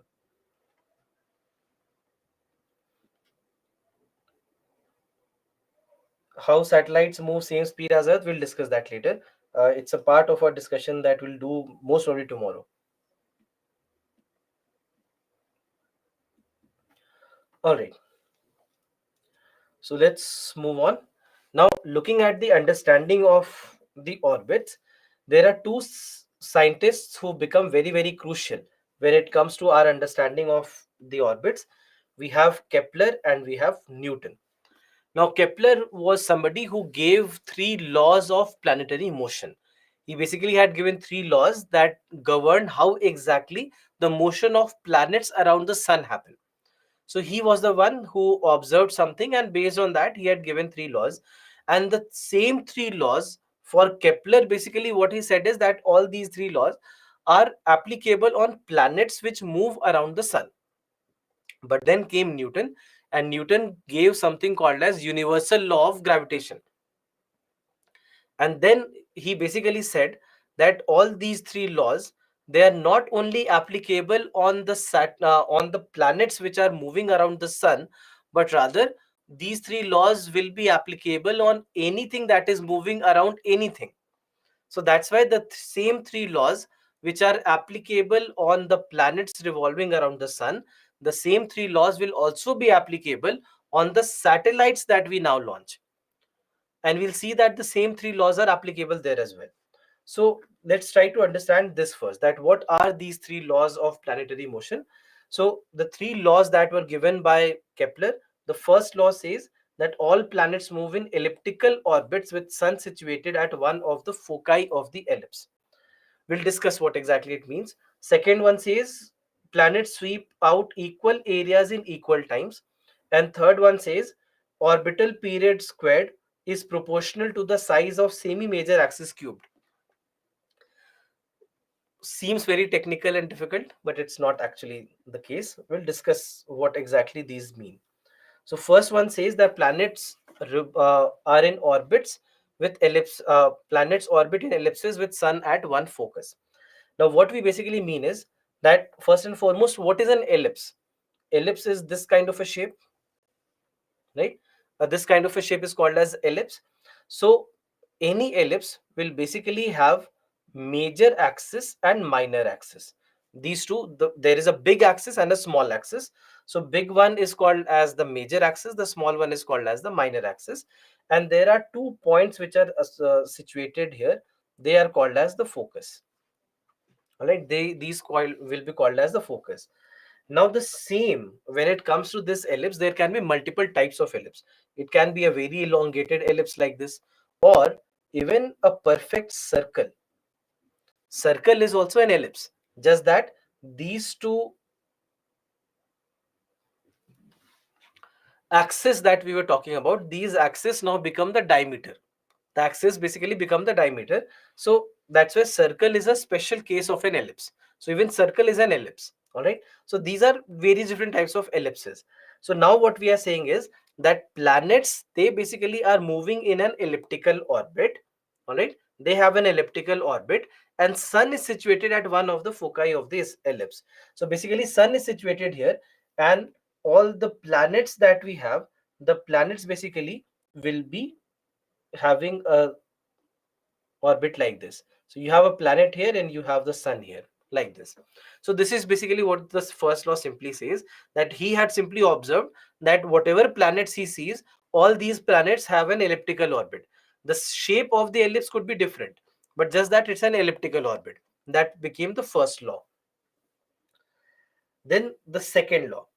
The second law says that planets, they sweep out equal areas in equal time. Now, what it simply means is that if you look at this picture that you have a 10 days time period here, and you have a 10 days time period here as well. All right. You have a 10-day time period in both the cases. So because the time is same, 10 days in both the cases, because the time is same, the area will be also same. The area that it is sweeping will also be same. So this is basically what we mean by equal area in equal time. All right, equal areas in equal time. This is basically what we mean by the second law. So now, how did he come to a conclusion that this is the case? Equal areas in equal time. What he observed is that when the planets, they are closer to the sun, they move faster, and when they are away from the sun, they are moving slower. If you see this, when the planet is close to the sun, in 10 days it has covered so much of distance, right? And when it is away from the sun, it has covered a very small distance, as you can see this. So the planets, when they are nearer, they are faster. When the same planets are away, they are slower. This is what the second law simply says, and this is where it comes from. All right. So that's why planets, they move faster when they are closer to the central object, which is basically the sun in this case, and they move slower when they are farther away from the central object. So this was the observation. Based on this observation, when he kept on doing the further calculations, he came to a conclusion that in equal times, equal areas are being covered. All right, equal areas are being covered in equal amount of time. So that is something that became the second law. This became the second law. And then there was the third law, which says that the orbital period squared is proportional to the size of semi-major axis cubed. Now, this seems very technical, but actually it's saying a very simple thing. What it simply is saying is that if there is a planet which is close to the sun, all right, when a planet is close to the sun, it takes less time to complete one revolution. When a planet is away from the sun, it will take more time to cover one revolution. That's it. This is what the third law is. So, for example, let's say when you talk about the Earth takes 365 days to cover one revolution. When you compare Earth to Pluto, Pluto takes how much? Pluto takes 238 years to cover one revolution. So on one day, on the one hand we have Earth that takes 1 year to complete one revolution. On the other hand, you have Pluto that takes 238 years to complete one revolution. Earth is near, Pluto is far. This is what the third law says. That if you are near the sun, you take less time to complete one revolution. If you are away from the sun, you will take more time to complete one revolution. That's it. This is the third law. So that's why, in a manner, and all these were based on observations. All these laws were based on observations, and and also interestingly so, the observations were not made by Kepler. All these observations were noted by the teacher of Kepler, the mentor of Kepler. He had made a lot of observations, And when Kepler was reading all these observations, he was the one who saw a pattern. And then based on those patterns, he kept on observing further for the next few years. And then ultimately he came to a conclusion. So the laws were given by Kepler, but actually uh, the observations initially were noted by the teacher or the mentor of Kepler. So that is where the three laws came from. And then after that, Newton came, and Newton gave a universal law of gravitation, and that's why then he said that all these laws which are applicable for all these planets revolving around the sun, they will be applicable everywhere. Wherever you have one body revolving around the other, it will be applicable. And that's why later on, when we started making satellites and designing satellites and sending them to orbits, the same three laws come into existence while launching the satellite as well. So in this basically scenario, we see all these things. So in a manner, you'll see that second and the third law are also very close to one another. Almost, you can say, third law can be seen as a result of the second law, that you can derive third law from the second law itself, correct? That because you are already saying that when the planet is uh, near the sun, it is faster, and when it is away from the sun, it is slower. So obviously it is faster, it will take less time, and anyway it is covering lesser distance, so it will take less time. So third law basically comes from all these conclusions. Now coming to the types of orbits. Now there are multiple different types of orbits that will be mentioned in your newspapers. So for example, sun synchronous orbit, geosynchronous orbit, geostationary orbit, polar orbit, equatorial orbit, all these are terms that are very often seen in the newspapers. So that's why just understand basically what exactly uh, we mean by all these orbits. So in simple terms, we can classify the orbits into three categories. First category is low earth orbit, second is medium earth orbit, and the third one is high earth orbit. Low earth orbit are all the orbits between 180 kilometers to up to 2000 kilometers. All right, so in this range, whenever you have an orbit, we say that it is a low earth orbit. All right, then medium earth orbit will start from 2000 kilometers and goes up to 35,786 kilometers, and high earth orbit is at or above 35,786 kilometers.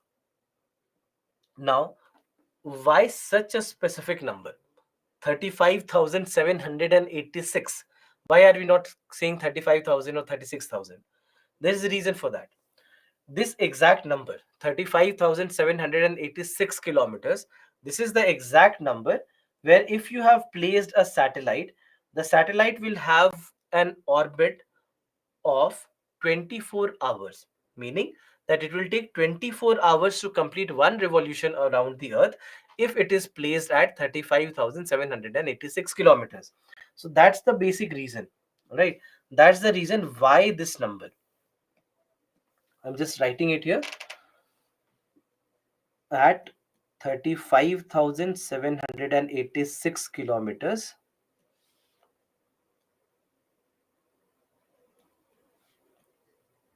Orbit period of a satellite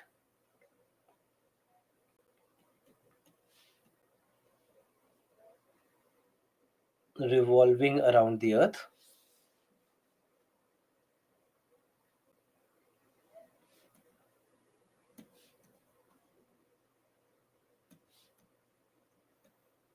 is 24 hours, right?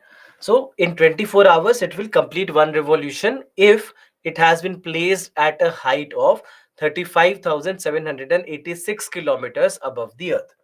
All right, so that is why this so specific number, such a specific number, has been chosen. Now when it comes to all these types of orbits, there are certain factors that we use to determine any orbit. Now just understand this. There are three major factors. The first factor is height. Now, why does height matter? And rather, how does height matter? Just take this into account. All right. Suppose that,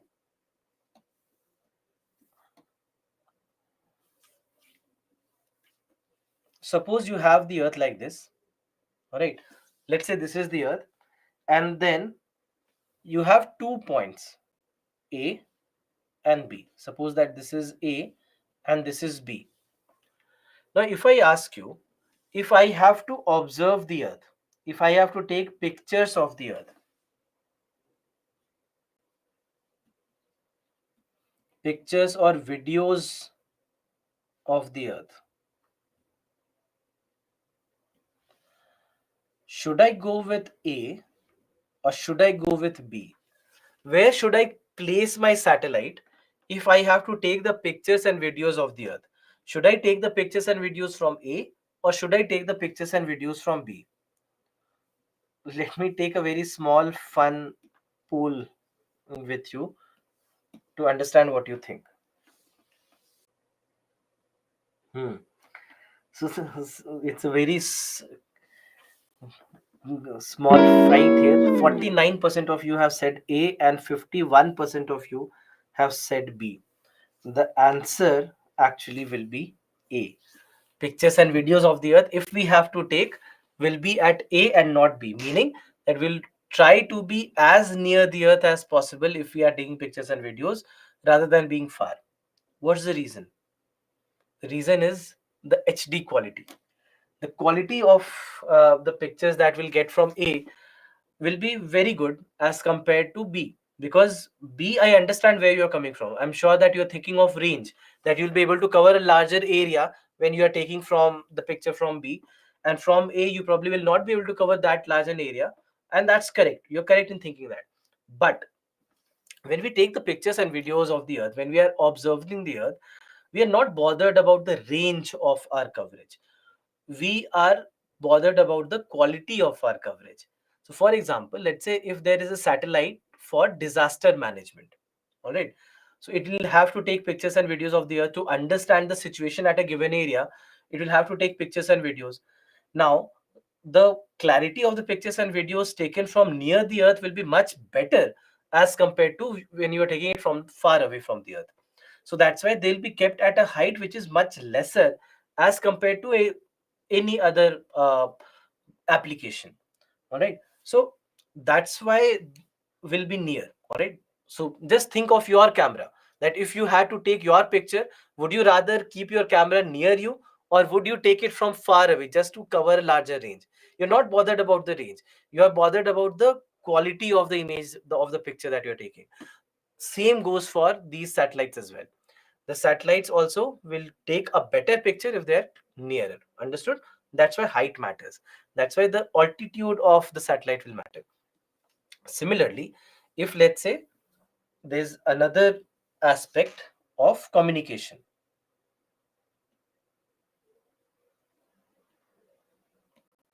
There is another aspect of communication.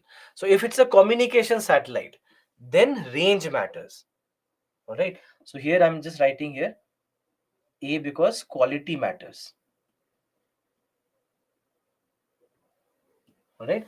And in case of communication, range matters. So that's why B will be better suited.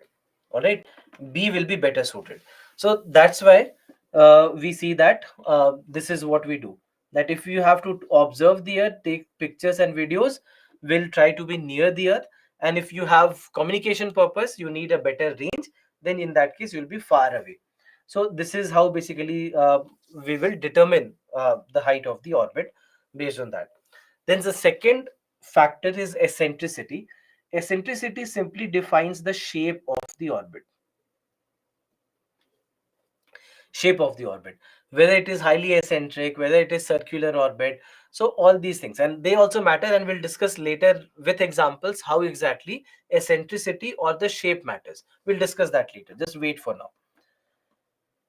Then the third is inclination. Inclination from the equator, whether it is at the equator. So then in that case, you'll call it as an equatorial orbit. If it is highly inclined, you will call it as a polar orbit. So inclination will determine whether it is an equatorial orbit or polar orbit. So this also basically will be determined based on the application.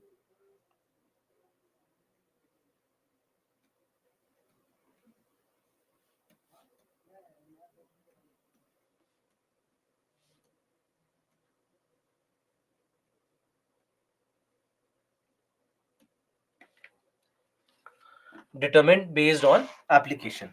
So that's why equatorial or polar, that also matters, and we'll discuss that again as we move on. You'll automatically understand uh, how inclination matters and how inclination is determined. So these three factors, understand that: height, shape, and inclination. These three factors become very crucial in determining what kind of satellite is to be placed where. All right. Now, based on that, we have the different types of orbits. The first one is the low Earth orbit. Now, what we discussed about the low Earth orbit is that low Earth orbit is placed between 180 kilometers to up to 2000 kilometers, right? 180 kilometers to 2000 kilometers. I'm just writing the basics here.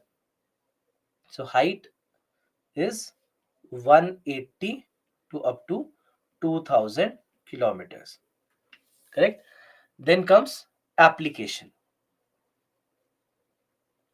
So application, because it is near the earth, what is the application? Observing the earth. So application is earth observation.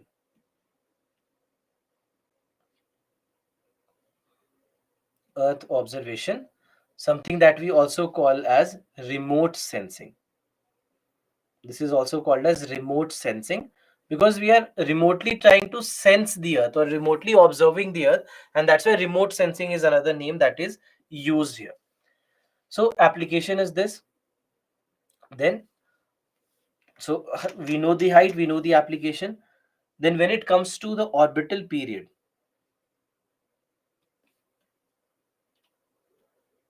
the orbit period is just of 1.5 to 2 hours.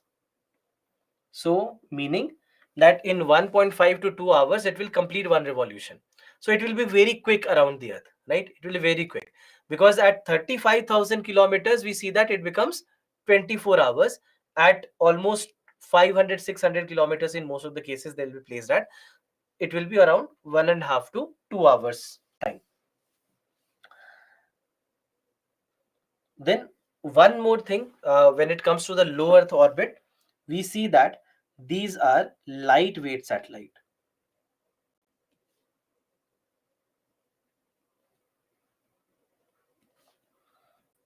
These are lightweight satellites.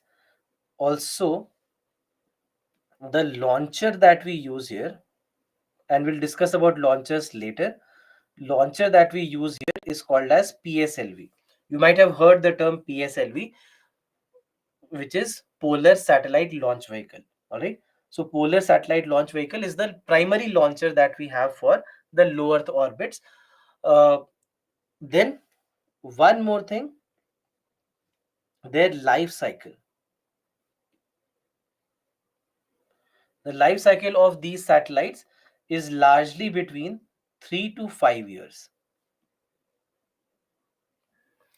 All right. So this is basically how we are making the use of all these.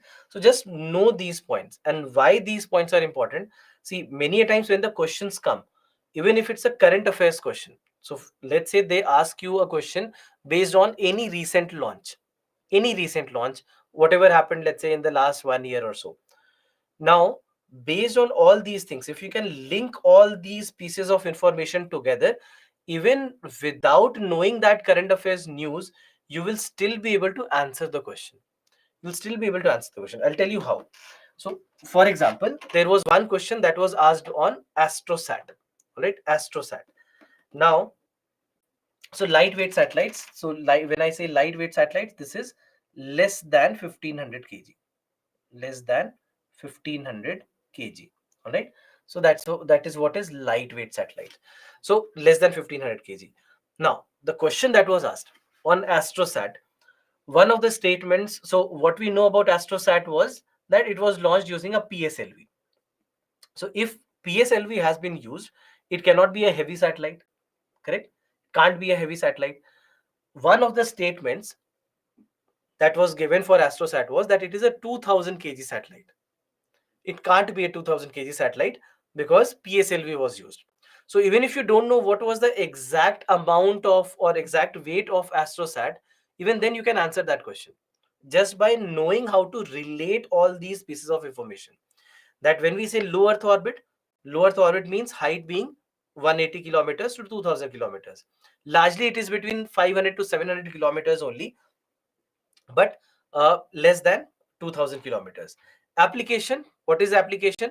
We want to be near to take the pictures and videos, so the application is earth observation, or also something called as remote sensing.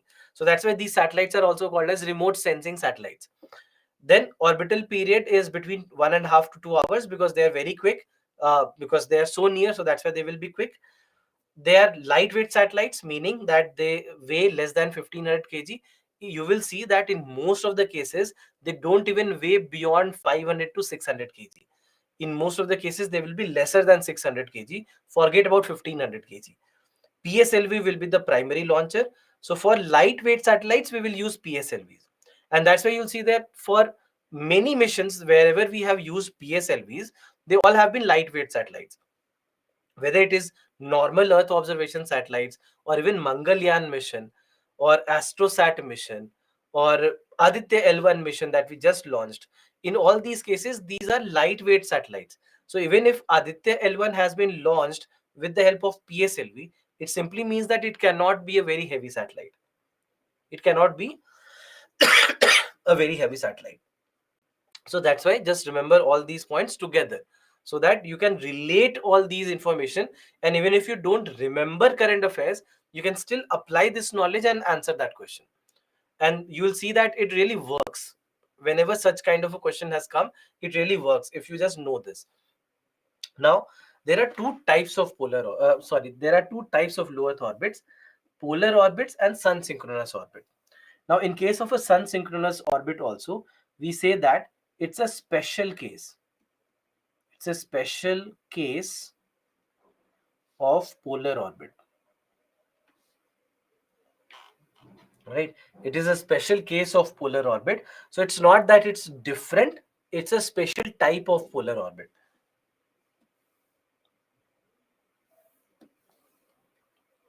It's a special type of polar orbit. Now in this case, just understand, when we say polar means what? That it will be synchronized with the poles of the earth. So we know that there are poles of the earth, so they will be revolving like this. All right, they will be revolving like this at the poles of the earth, right? Or along the poles of the earth. Sun synchronous orbit gets its name because it is synchronized with the local solar time of a place. So it gets its name because it is synchronized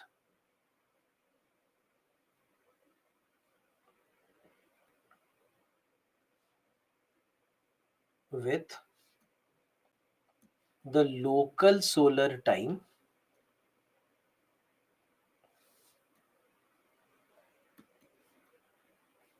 of a place. Now, what do we mean when we say synchronized with the local solar time of a place? What it means is that, let's say if this kind of a satellite is overhead Delhi at 10 a.m. in the morning, then every day at 10 a.m. it will be overhead Delhi. Tomorrow again 10 a.m., day after tomorrow again 10 a.m., again 10 a.m. So every day at 10 a.m. it will be overhead Delhi. Now there's a question. We are saying that it completes one revolution in 1.5 to 2 hours. So why is it not that it is again overhead Delhi at 12 o'clock? Why that's not the case?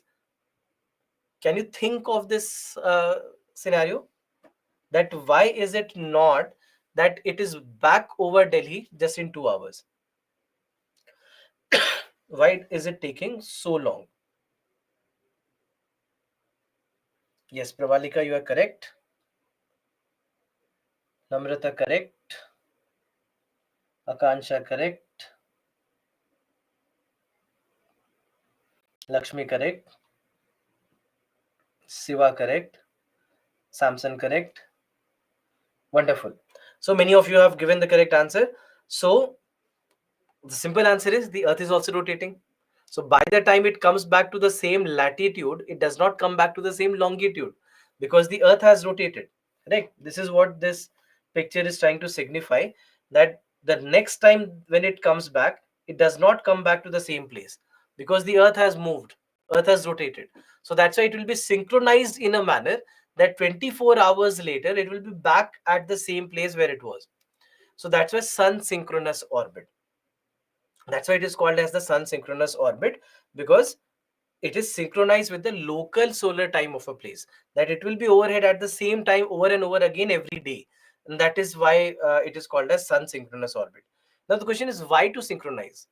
Why to take so much pain that it is being synchronized? The reason is that it helps us get a better data, that you are getting the data every day at 10 a.m. So you get a consistency in data. All right. This basically helps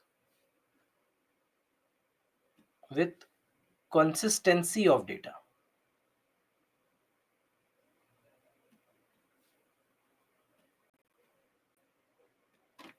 Helps with the consistency of data. All right. So that is why sun synchronous orbit will be preferred. And that's why this is sometimes also called as SSPO. When you look at the newspapers, you'll see that they'll say that the satellite has been launched to SSPO.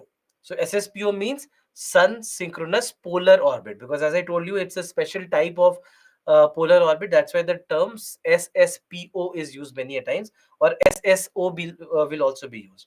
So sun synchronous polar orbit, that's why SSPO. So this is low Earth orbit, which will largely be used for Earth observation, which is also called as remote sensing. Also called as remote sensing.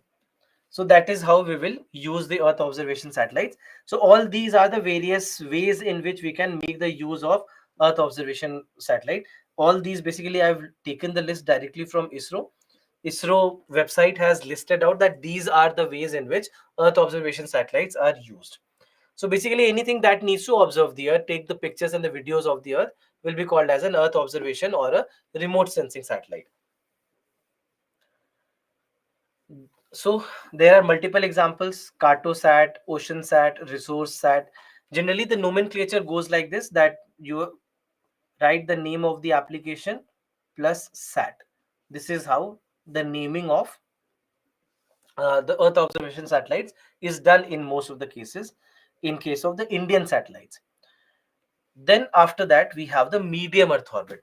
Now, in case of medium Earth orbit, again there are two types of orbit. One called as semi-synchronous orbit. Now, semi-synchronous orbit basically is called so because it has an orbit period of 12 hours.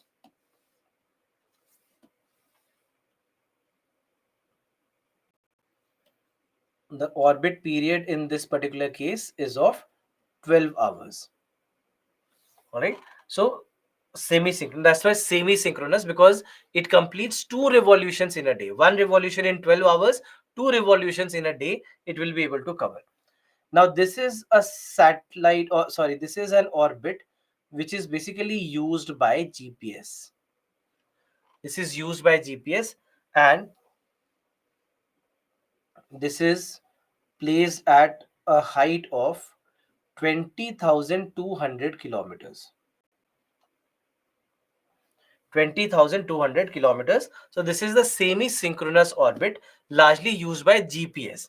Largely used by GPS, but some of the other navigation systems, like the European navigation system also, or the Zenith that belongs to Japan, in these cases also we see that they use the medium Earth orbit. So semi-synchronous orbit is used in that sense. The second orbit, and which is a very interesting orbit, is Molniya orbit. Now, this picture that you see right here, this picture is of Molniya orbit. Now, Molniya orbit is an orbit that was specifically designed by Russia, or in a manner you can say that this was invented by Russia. This is an orbit that was invented by Russia, or rather USSR at that point of time. This was invented by USSR. Now, in this particular cases, in this particular case, Molny orbit, why exactly did they have to invent this orbit? For a very simple reason. Generally, when we place any communication satellites generally are placed on the equator. All right, they will be an equatorial orbit. Now, what happens is that if let's say they have a range like this, then they are missing out on the polar areas, right? They are missing out on the polar areas, and we know that Russia has a large landmass in the polar areas. So, an equatorial communication satellite does not work for Russia. So that's why they thought that they'll have to design their own orbit so that they can take care of their communication needs. So if you see this, what's happening here is that it's a highly eccentric orbit, right? Very elongated orbit. So second law applies here. Second law will apply how? That when it is in the southern hemisphere, it will move very quick. And then in the northern hemisphere, it will take its time. Correct? So it will spend a lot of time in the northern hemisphere and a very small amount of time in the southern hemisphere. Application of the second law, that when you are near the central object, you are faster. When you are away from the central object, you are slower. So they invented by USSR for its communication needs.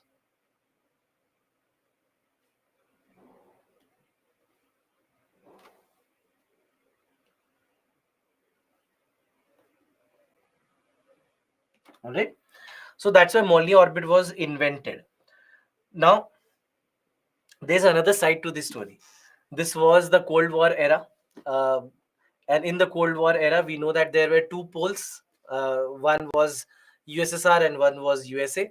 So obviously, whatever USSR said, USA never believed it, and whatever USA also said, USSR never believed it. So when USSR invented this orbit, uh, when they invented this orbit and they said that we need this orbit for our communication needs, USA had a different story. USA said that these people are lying. They're not going to use it for their communication needs. They're actually going to use it to spy on us, because this is a satellite orbit that we cannot track. It's a new orbit altogether. So that's why we can't track this orbit, and hence they can very easily place their spy satellites over USA with the help of Molny orbit. This is the USA side of story. So whether this is correct or whether it is not correct, we never know, and we would never know. So these are just two sides of the stories. So one side of story is that they needed it for communication purposes. The other side of the story says that they probably would have used their spy satellites in the same orbit. So, but we would go with the official information and not the conjecture. So this is basically what they said about the Molniya orbit. Now, GPS, as I just told you, that GPS basically uses the semi-synchronous orbit, and semi-synchronous orbit, it can use a constellation of up to 34 satellites. Let me write up to 34 satellites, because it's not always 34. Sometimes it's 30, sometimes it is 32, but up to 34 satellites can be used in this GPS system. As I told you, that it is placed at approximately 20,200 kilometers above the earth. Now, in this case of GPS, what we see is that there is one concept that is used here. The concept is called as triangulation. Now, the concept of triangulation basically is that there are three satellites that they use together to look at, or rather identify a certain area or provide the positioning information about a certain location. So this basically is something uh, that GPS does. So that's why triangulation, because a set of three satellites will be used. And while using these three satellites together, they increase the accuracy of the satellite. They increase the accuracy of the GPS. So, because one satellite probably would have not been able to give that much accuracy. That if let's say one satellite covers this area, the second satellite probably covers this area, and the third satellite covers this area. So in this manner, when all the three are used together, then in that case the accuracy of the information will be very high. So that's why GPS uses this concept called as triangulation. So triangulation is use of three satellites together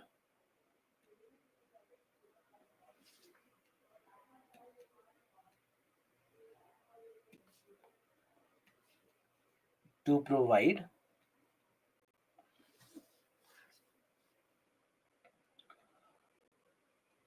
location or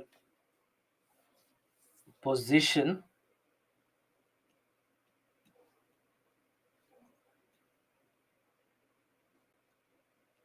services of a certain place. All right. So that's where triangulation, that's where triangle is where it is being uh, derived from. So this is what GPS does.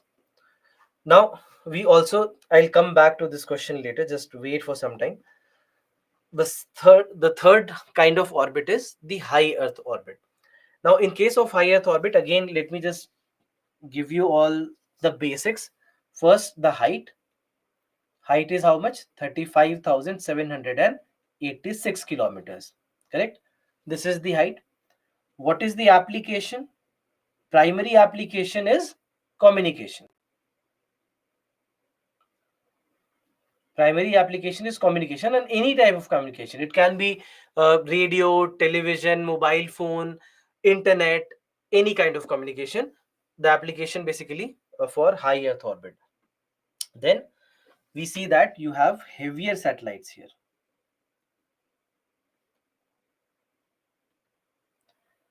Heavier satellites, and these satellites can be 4,000 kilograms or 5,000 or even 6,000, 7,000 kilograms. So they are very bulky. The communication satellites, they are very bulky. So we use another launch vehicle here. The launcher that we use here, the launcher that we use here is GSLV. All right. The launcher that we use here is GSLV. Then after that, what else? The orbit period, right? Orbit period, we already discussed that when you are at 35,786 kilometers, it will be of 24 hours. So orbit period is of 24 hours. And then the life cycle of this satellite will be higher. It can be up to 15 to 20 years. So on one hand, we discussed that the low earth orbit satellites, they are functional for like 3 years or maximum of 5 years, whereas the life cycle of a satellite in this scenario can be up to 15 to 20 years. And that is also one of the reasons why we keep communication satellites here, because it's not that we can't keep communication satellite in the low earth orbit. We can. It's just the problem of range. You increase the number of satellites. Instead of one satellite, use 10 satellites. But then it's not only using 10 satellites, but rather those 10 satellites will be functional for 3 years. And here the same satellites will be functional for 15 years. So 10 into 5. So instead of using one satellite, you will be using 50 satellites to compensate for that one satellite if you are keeping the communication satellite in the low Earth orbit. So it's not cost effective, right? Long story short, it's not cost effective. So that is the reason why it's not that we can't keep communication satellites in the low Earth orbit. We can, and it probably will give us better results. But ultimately, the fact is that it will not be cost effective, and hence we keep it in the in the high Earth orbit. Now, again, in the high Earth orbit, there are two types of orbits. One called as the geosynchronous orbit, or GSO, and the second one called as the geostationary Earth orbit, or GEO. Again, this is also, you can see in a manner, is a special type of GSO. All right. This is a special type of GSO. Now, why are we saying that this is a special type? Just try to understand the basic differences between the two. That what is GSO versus what is GEO. Now we discussed that there are various factors, correct? The first factor that we had discussed was height. So height wise both are same, at or above 35,786 kilometers.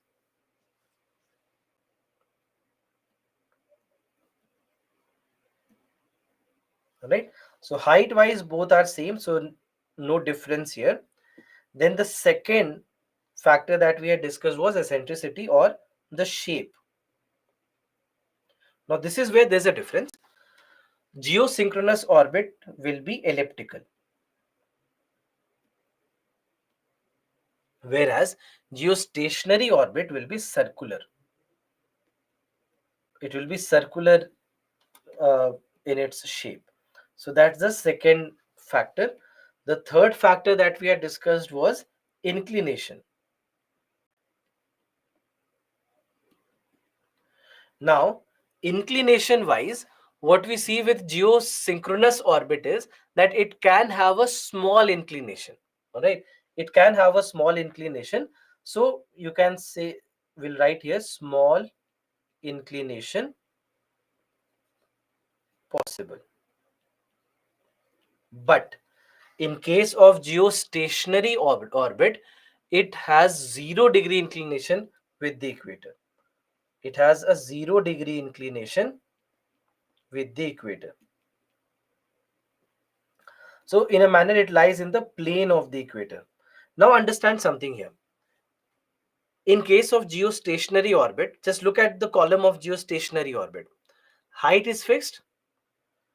It is circular. So shape is also fixed. Inclination is 0 degrees. So there cannot be any further variation. So because all these factors are fixed, it's a unique orbit. It's a unique orbit. Whereas in case of geosynchronous orbit, variations are possible.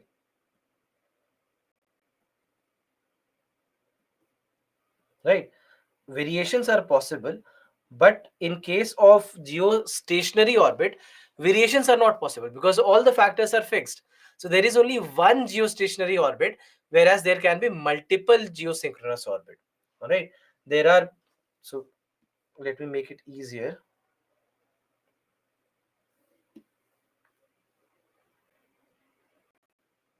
Multiple orbits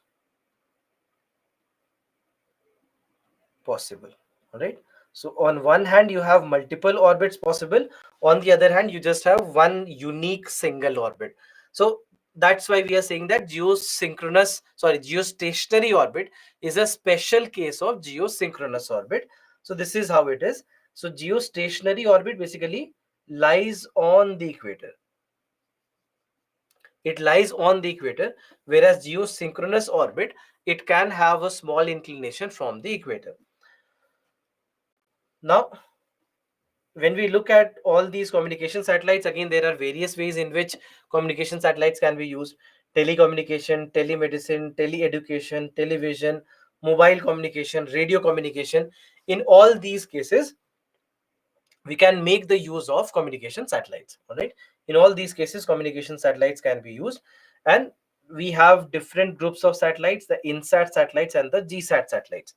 Initially when we started launching our satellites, we were using the nomenclature of INSAT satellites, and then after that when we this was the time when we actually could not launch our own satellites. GSLVs were not there, so we used to take the help of France or Russia and get our satellites launched.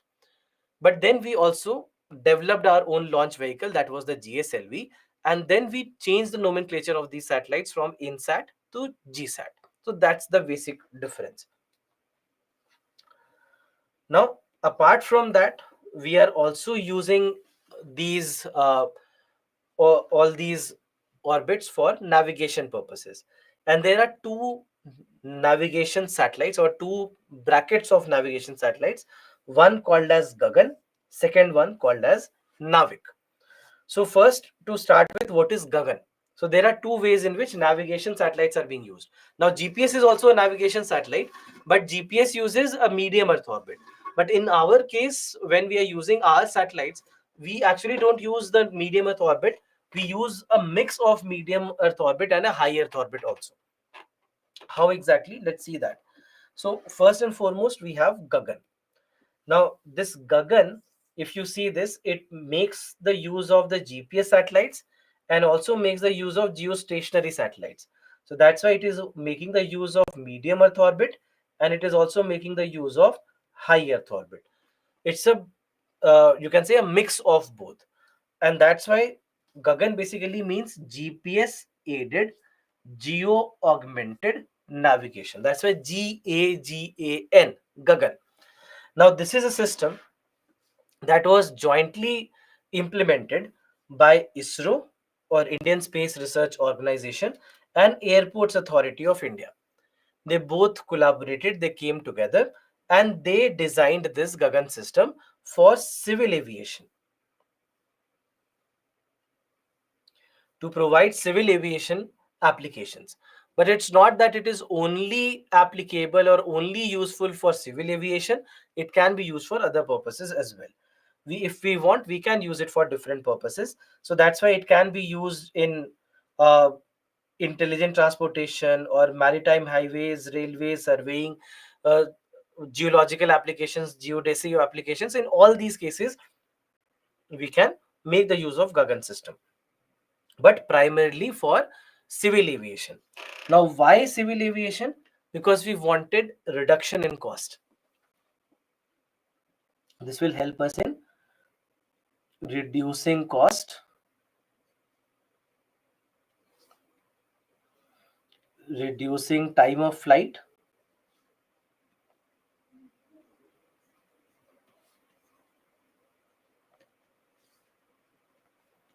and save fuel as well.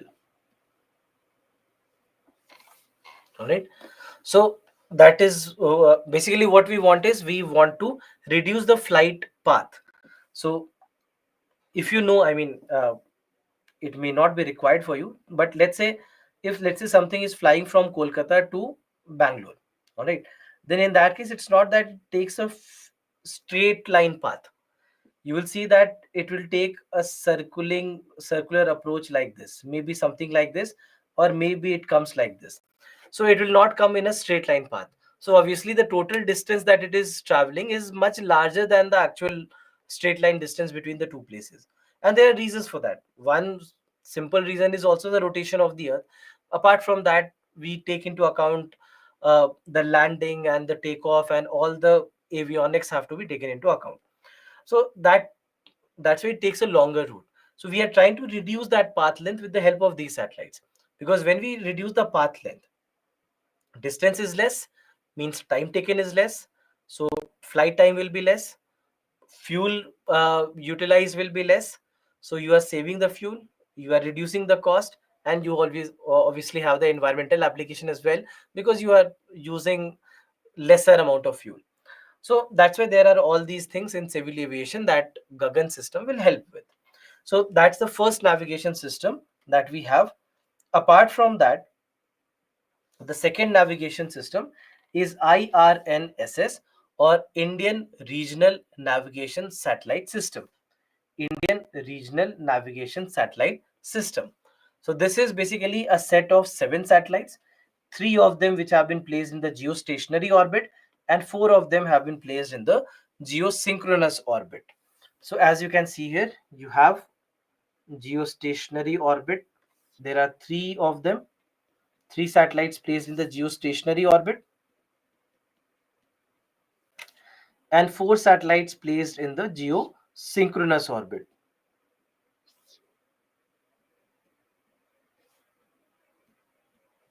Right. So in this manner, there are a bunch of 7 satellites that are working together, and this also in a manner helps with triangulation. The same triangulation that we discussed, it actually helps with that, because see, this is one set of satellites, this becomes another set of satellites, this becomes another set of satellites, this becomes another set of satellites. So in this manner, it will also be able to use a set of 3 satellites together. That's why geosynchronous, because Geosynchronous will not be at 0 degree inclination, so above and below the equator. And then geostationary, so a set of three satellites together can be used. So this is how IRNSS works. Now, in case of IRNSS, this you can say in a manner for us is a substitute of GPS, right? We can say that this is a substitute.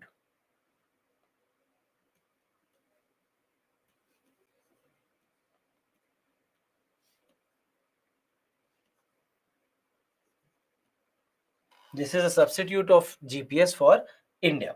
So in this manner, for us, it becomes a substitute. We already see that IRNSS now instead of GPS, because GPS you might use for the maps. For example, if you're looking at a navigation or through a Google map or something, then GPS primarily is used there. But many of the mobile phone companies in India now they have started using IRNSS chips instead of using the GPS.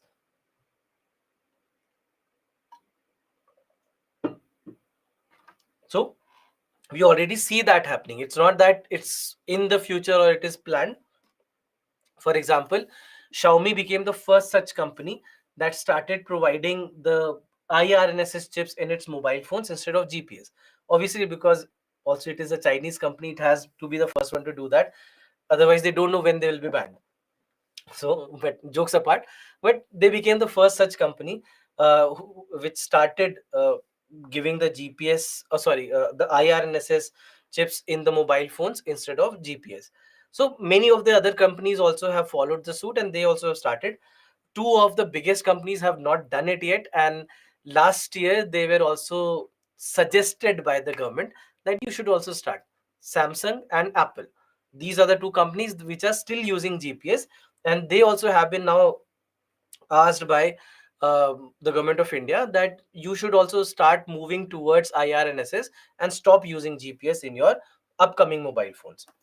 So this was last year. I'm not sure whether this year the mobile phones that they have launched, whether they have already started or not. I don't have the information on that, but this already is being done. So this basically is something that we see with IRNSS. So IRNSS will provide the navigation, provide the positioning, navigation, and timing services for India as well as the region extending up to 1500 kilometers, up to 1500 kilometers from its boundaries, because mainly we want to also cover the Indian Ocean region. To cover the Indian Ocean region, we need this. So this also helps us in covering the Indian Ocean region.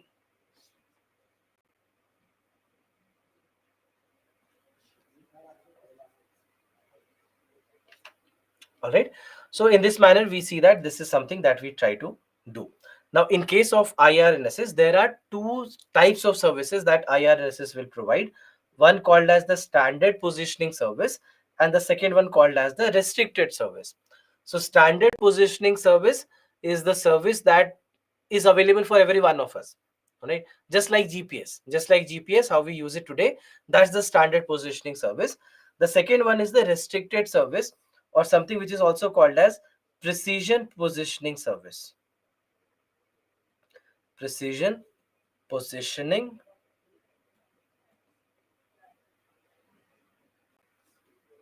service. All right, precision positioning service. So these are the two services kind, these are the two types of services. Now restricted service will be a much more secured service, encrypted service, where the authorization will only lie with certain people. Only the people who are authorized to go into a certain areas which are sensitive. For example, areas where we have our satellites, areas where we have our missiles. So those kind of areas are sensitive zones, and we wouldn't want that everybody has the access to those areas. So that's why those kind of areas will be kept under restricted service, and only the people who are authorized to have access to those areas, only they'll be the ones with access of the restricted service. So we are doing all these things to ensure that IRNSS can become a good fit for India. The precision is not as good as GPS yet, the precision is said to be better than 20 meters, whereas in case of GPS it is 5 meters. Although now even this is being brought down to almost 10 meters with our atomic clocks. We are trying to bring it down to almost 10 meters, but even 10 meters is a good accuracy to have. Even 20 meters is a very, very good accuracy to have, and that's why we already have started using the services of IRNSS as well. Now, recently, IRNSS has been in the news because we see that there is a new satellite also that was placed into placed into the orbit, and this basically has been used so that basically it will provide additional navigation services. So for that, this satellite was very recently launched, apart from the satellites which are already there in the orbit. Now, look at this question. This was asked in your paper. There are two questions that couple of questions that we have here. Just read the question, and then I'll give you the poll for the question as well.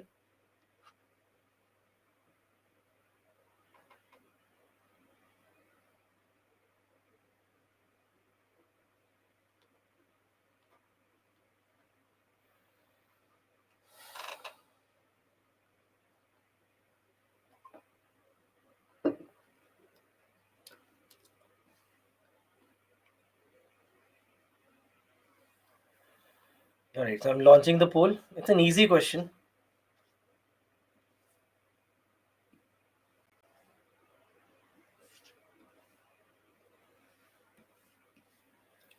Please mark your answers. Yes, some of you have already given the correct answer. That's great.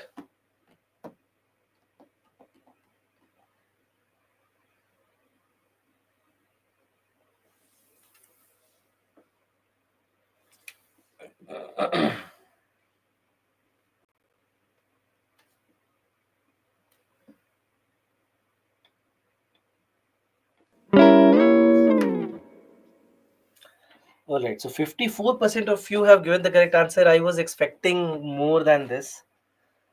Uh, all right, so question says satellites used for telecommunication relay are kept in a geostationary orbit. A satellite is said to be in such an orbit when first is the orbit is geosynchronous. That's correct. We had discussed that geostationary is a special type of geosynchronous orbit. So that's correct. Second is orbit is circular. That's also correct. We discussed about the uniqueness of geostationary. Third is orbit lies in the plane of the equator. We discussed that it has a 0 degree inclination. So that is what it means. Fourth is orbit is at an altitude of 22 to 36. How much is it? 35,786 kilometers. I've uttered this number so many times that when you go to sleep, you'll still dream about 35,786 kilometers. So that's why this was a very easy elimination. You have four here, here, and here, right? It was a very easy elimination, so you should get this answer. So that's why I mean, just focus. These kind of you can't get these kind of questions wrong. These are easier questions to answer.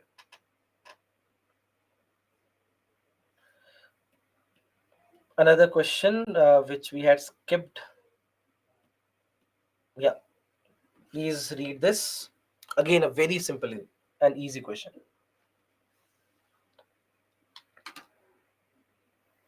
Yes, elimination method. Yes, correct.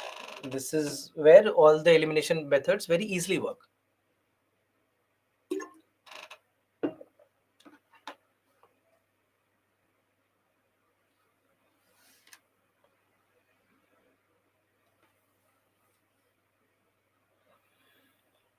Right? Launching the poll.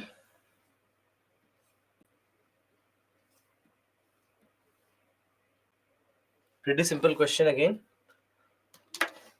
More than 54% of you have to give the correct answer, please. Yes, already many of you are giving the correct answer. That's great.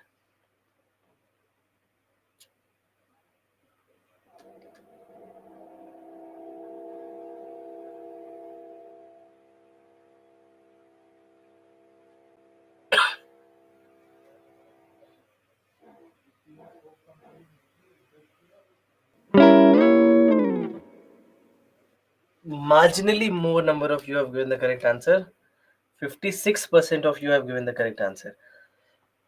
With reference to the Indian Regional Navigation Satellite System, consider the following statements. First is IRNSS has 3 satellites in geostationary, that's correct, and 4 satellites in geosynchronous, that's also correct.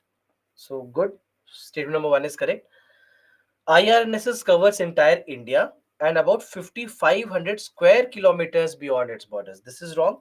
What we discussed is 1,500 kilometers beyond the Indian borders, right? So not 5,500. So this is wrong. India will have its own satellite navigation system with full global coverage. Global. What's the name? Indian Regional Navigation Satellite System. We are not bothered about global. Global is what? GPS, Global Positioning Service, right? Global Positioning System. So that's GPS, that's global. That's why it has 32 to 34 satellites. Here we have 7 satellites covering India and 1,500 kilometers beyond the Indian borders. So there's no question of full global coverage. By the middle of 2019, we are already sitting in 2023. How do you think that this is the correct answer? The correct answer will be one only. Right. So full global coverage, we are not bothered about the full global coverage. It's an Indian regional navigation satellite system. So the name itself gives you the clue that what the correct answer should be in these cases.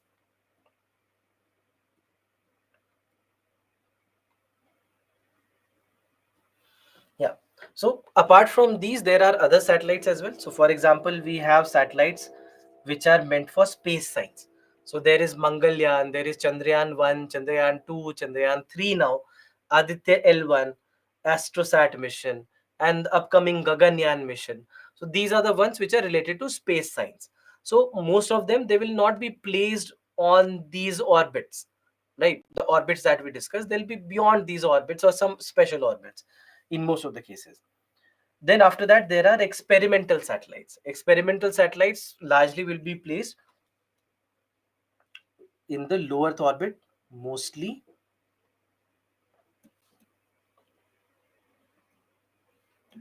placed in the low Earth orbit.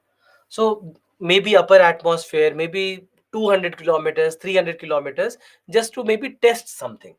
Maybe test an upcoming mission, test a crucial component of a mission, maybe just environmental studies or atmospheric studies. So for all these purposes, these experimental satellites or even defense related experiments. So for all these purposes, these kind of uh, satellites will be used. Then after that, we have small satellites. So small satellites basically are the satellites which are lesser than 500 kg satellites. All right, less than 500 kg. Now in this also there is basically there are different types of satellites. So for example, the satellites between 100 to 500 kg, they are called as mini satellites.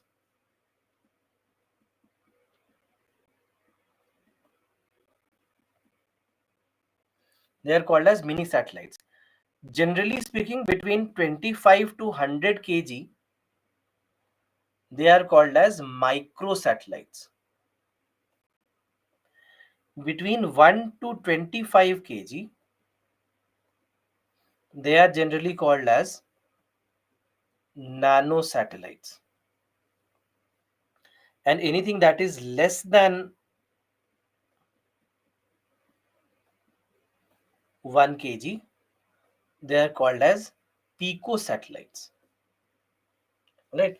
So in this particular scenario, we see that there are all these different types of satellites.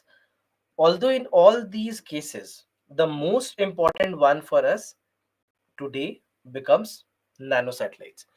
We see that most of the small satellites that we are launching, they are nanosatellites. Some of them are picosatellites also, and very small number of microsatellites. Mini satellites, hardly we are launching any mini satellites, but nanosatellites especially are very, very important. And nanosatellites, they basically also have created a market for themselves, right? the nano satellite, or let's say the uses or the advantages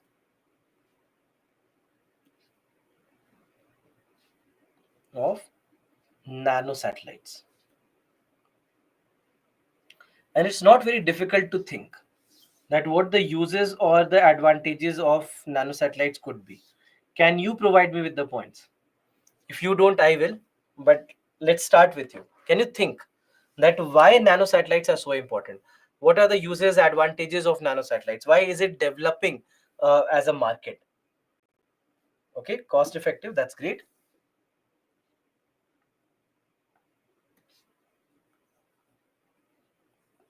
Okay, I got my first point. It is cost effective,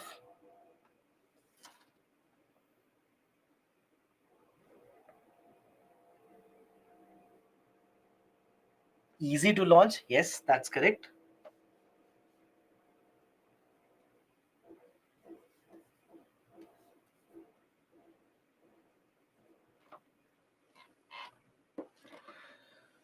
Less fuel is required. That's also correct.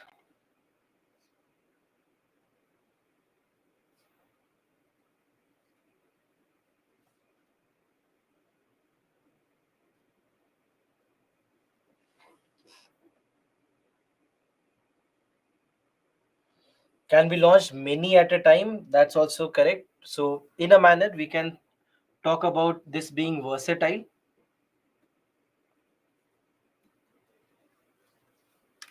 and multiple simultaneous launches. Okay, that's good.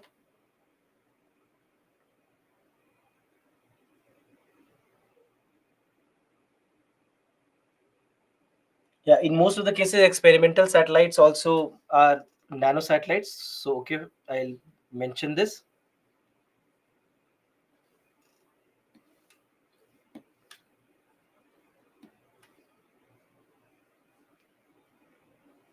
Useful for experiments.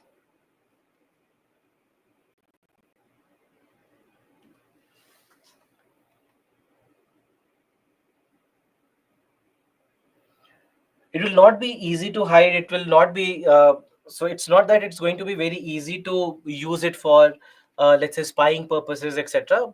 Today every country has technology that they'll be able to uh, s- will be able to identify these kind of satellites if we are launching them.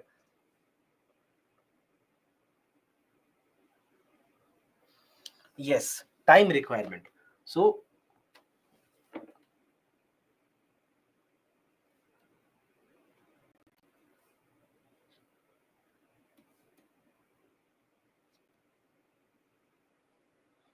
it takes less time to construct, so that's also correct.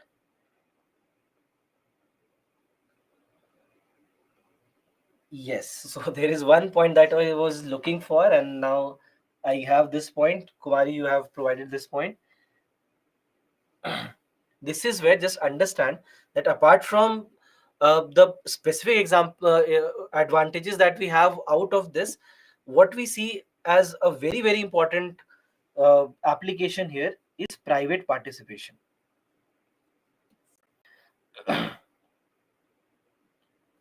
Private participation, because these satellites are easier to construct, easier to make. So that's why private players can also now enter the market. This in turn helps us create a space market. All right. So India can now become a player, a better player in the space segment. Also, it helps in employment generation.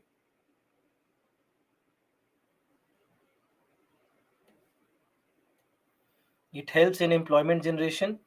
It in turn also helps in a lot of startups also coming in this picture. A lot of startups also coming into the picture. So what we see is that there are a lot of things that ISRO directly doesn't make anymore, and it gives it to some other company, and it asks those companies to also start making things for ISRO. So that's why we see that you decrease the manufacturing cost, you decrease the manufacturing time, you can launch more satellites, you can use them effectively, you can make versatile, effective, smaller satellites. Fuel consumption is going to be less. Multiple satellites can be launched at the same time. Many companies are now developing, so there is a culture of space technology that is developing in the country. So that is leading to a lot of startups coming into the picture, a lot of employment being generated in this sector. So we see that there are a lot of things that basically, because of nano satellite market being developed, we see that this is something that we are able to do. So that's why it becomes very very crucial from that perspective, that it will be able to help in all these kind of cases. Now pollution wise, I wouldn't still say that it is environmentally friendly. Why so? Because you still are using the fuel that we are using is hydrocarbon based fuel, so it's not environmentally friendly. Yes, amount of fuel used is lesser, but the number of launches are more, so that compensates for one big launch versus a number of small launches. So that's why I wouldn't write environmental factor being here. Lifetime is not longer, lifetime is pretty small, pretty less. Again, less space debris also I wouldn't say is the correct statement, because one individual satellite, you can say yes, that okay fine, one individual satellite will create less space debris, but the number of launches are increasing. So because of that, you are just compensating for that number. So that's why I wouldn't say that it will help in decreasing the space debris. Attracts investments, that's correct. That's why we are talking about the private participation. Okay fine, let me write this point. More investments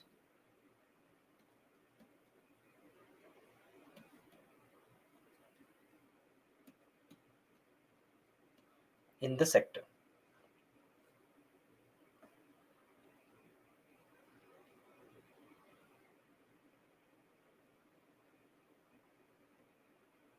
So yes, FDI is basically being the part of the same, as somebody had mentioned.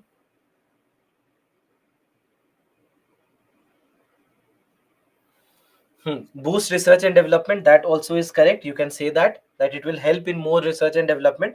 And basically that is what I meant by when I wrote here useful for experiments. So I'm just mentioning here itself, more R&D. All right. So we see that there are n number of things that they will help with, and that's why we have seen that there has been a huge growth in the space market. And because of that, now we see that there is a special launch vehicle that India has, which is called as small satellite launch vehicle. Small satellite launch vehicle, or SSLV. So that's the reason, because we also have identified that for India it will be very very crucial. Similarly, now we have something called as NSIL, New Space India Limited. Then apart from that, you have In Space. So all these are also working together, so that they will help in more setup of a better space market in India. And last year, for example, when ISRO launched PSLV C51 and 52, they also had mentioned that the parts that have been used in the launch or these satellites, they have not entirely been made by ISRO, but there are other companies which have made it. They, for example, they mentioned about Bharat Dynamics Limited. They mentioned Bharat Dynamics Limited. Similarly, there are other companies also which are working with the government of India, with ISRO, etc. So, for example, there is Masdoc, or you have uh, other companies like Paras in defense. So, there are other companies also which have started working. And as soon as they took the name of Bharat Dynamics Limited, just check the stock prices of Bharat Dynamics as an exercise. I think it was February 2022 when they announced that Bharat Dynamics Limited has made parts for them. Bharat Dynamics Limited, the stock price for them was around 200, 250, I think, back then. And from there on, it has just launched. and it is above 1000 if I'm not wrong. So all these, so that's why the stock market also took, I mean, their stock prices also rose, because ISRO announced that they are using the services of Bharat Dynamics.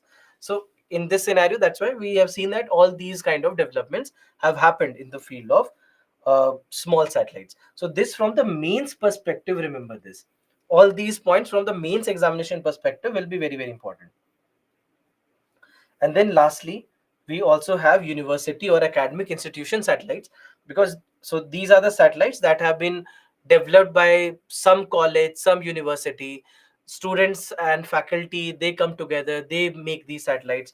Most of these satellites will be nano or pico satellites, and once they develop them, the launch will be done by ISRO free of cost. ISRO launches these satellites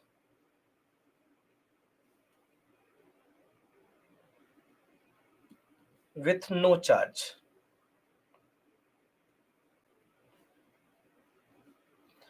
Because ultimately they also want better participation of the students as well, because these students, today if you nurture them, tomorrow they are going to help you. So tomorrow they might, even if they, let's say they don't join ISRO, but at least they might become a part of the space market, and that will itself help in better growth of the space technology in India.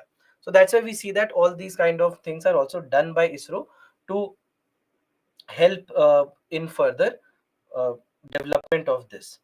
So next is Lagrange points, but we'll not start Lagrange point today. We are almost done with the time. Look at this question. I forgot to correct this. This has to be 1, 2, and 3. And C has to be 3 only. Read this question, please.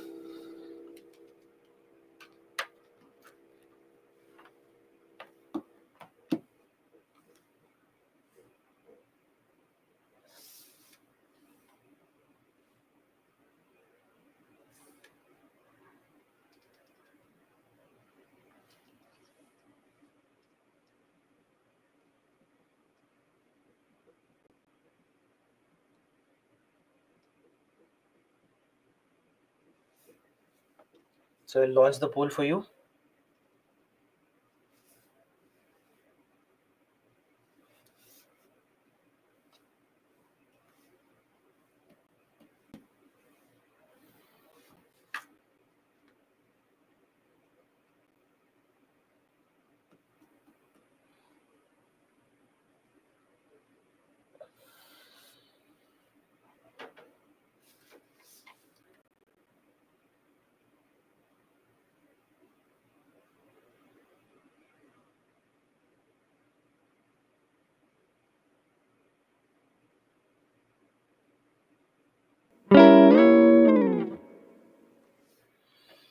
So 50% of you have marked D, which actually is the correct answer. I mean, when I made this correction, many of you might have gotten the answer there itself.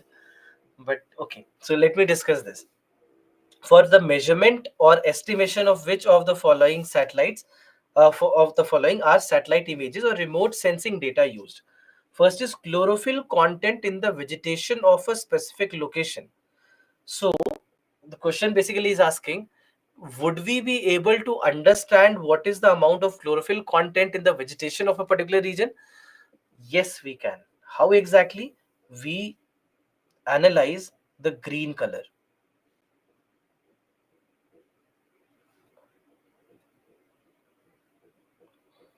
We analyze the green color, and this analysis of the green color is something that will help us in identifying this.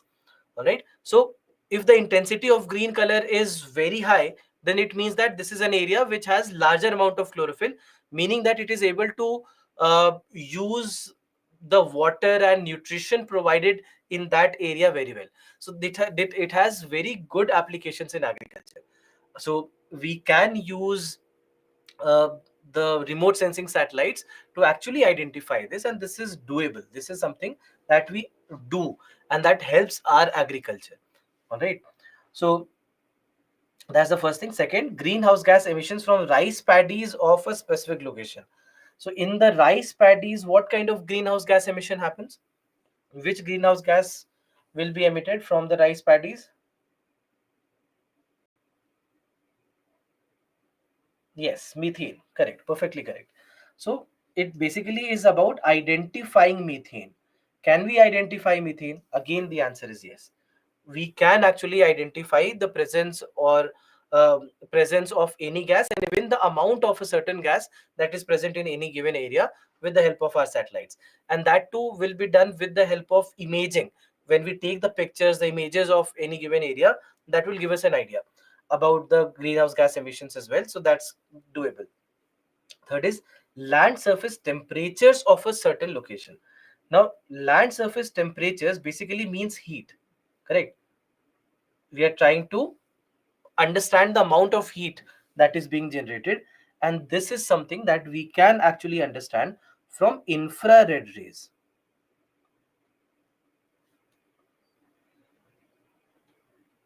So this will be about identification of infrared radiations. How much of infrared radiations are being emitted from a certain place? That will give us an idea, and that also can be done. And all these basically can be done with the help of satellites. There is a specific type of satellite called as, which we had launched, called as hyperspectral imaging satellite. Now, hyperspectral imaging satellite can do all these things. All right, hyperspectral imaging satellite can actually do all these things mainly because hyperspectral imaging, and this, the name, that's why this satellite is called as HISIS, hyperspectral imaging satellite.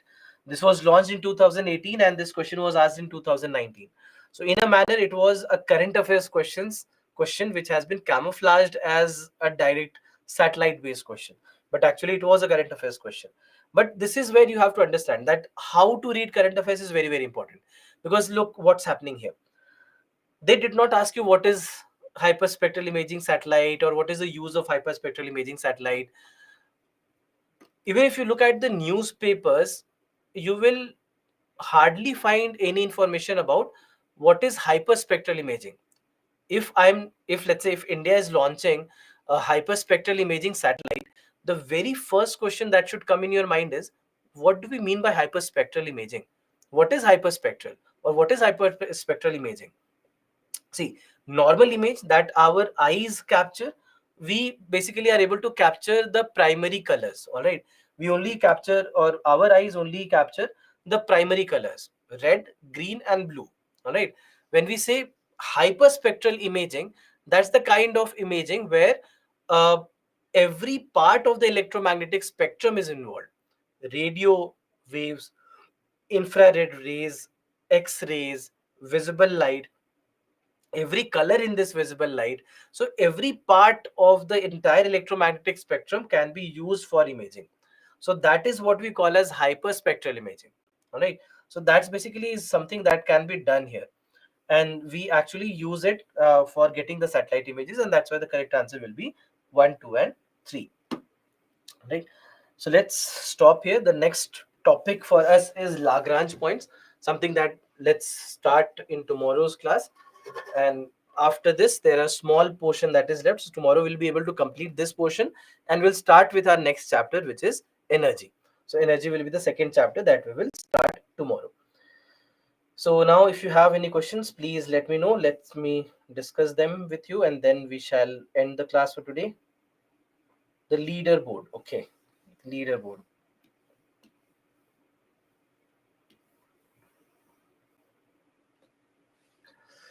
Yes, so this is the leaderboard. There are three of you who have everything correct. So Karthik, Akshita, and Aniket. Congratulations to all three of you.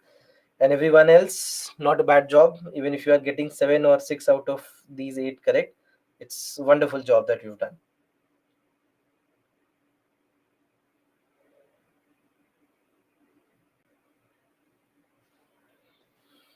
Good to see.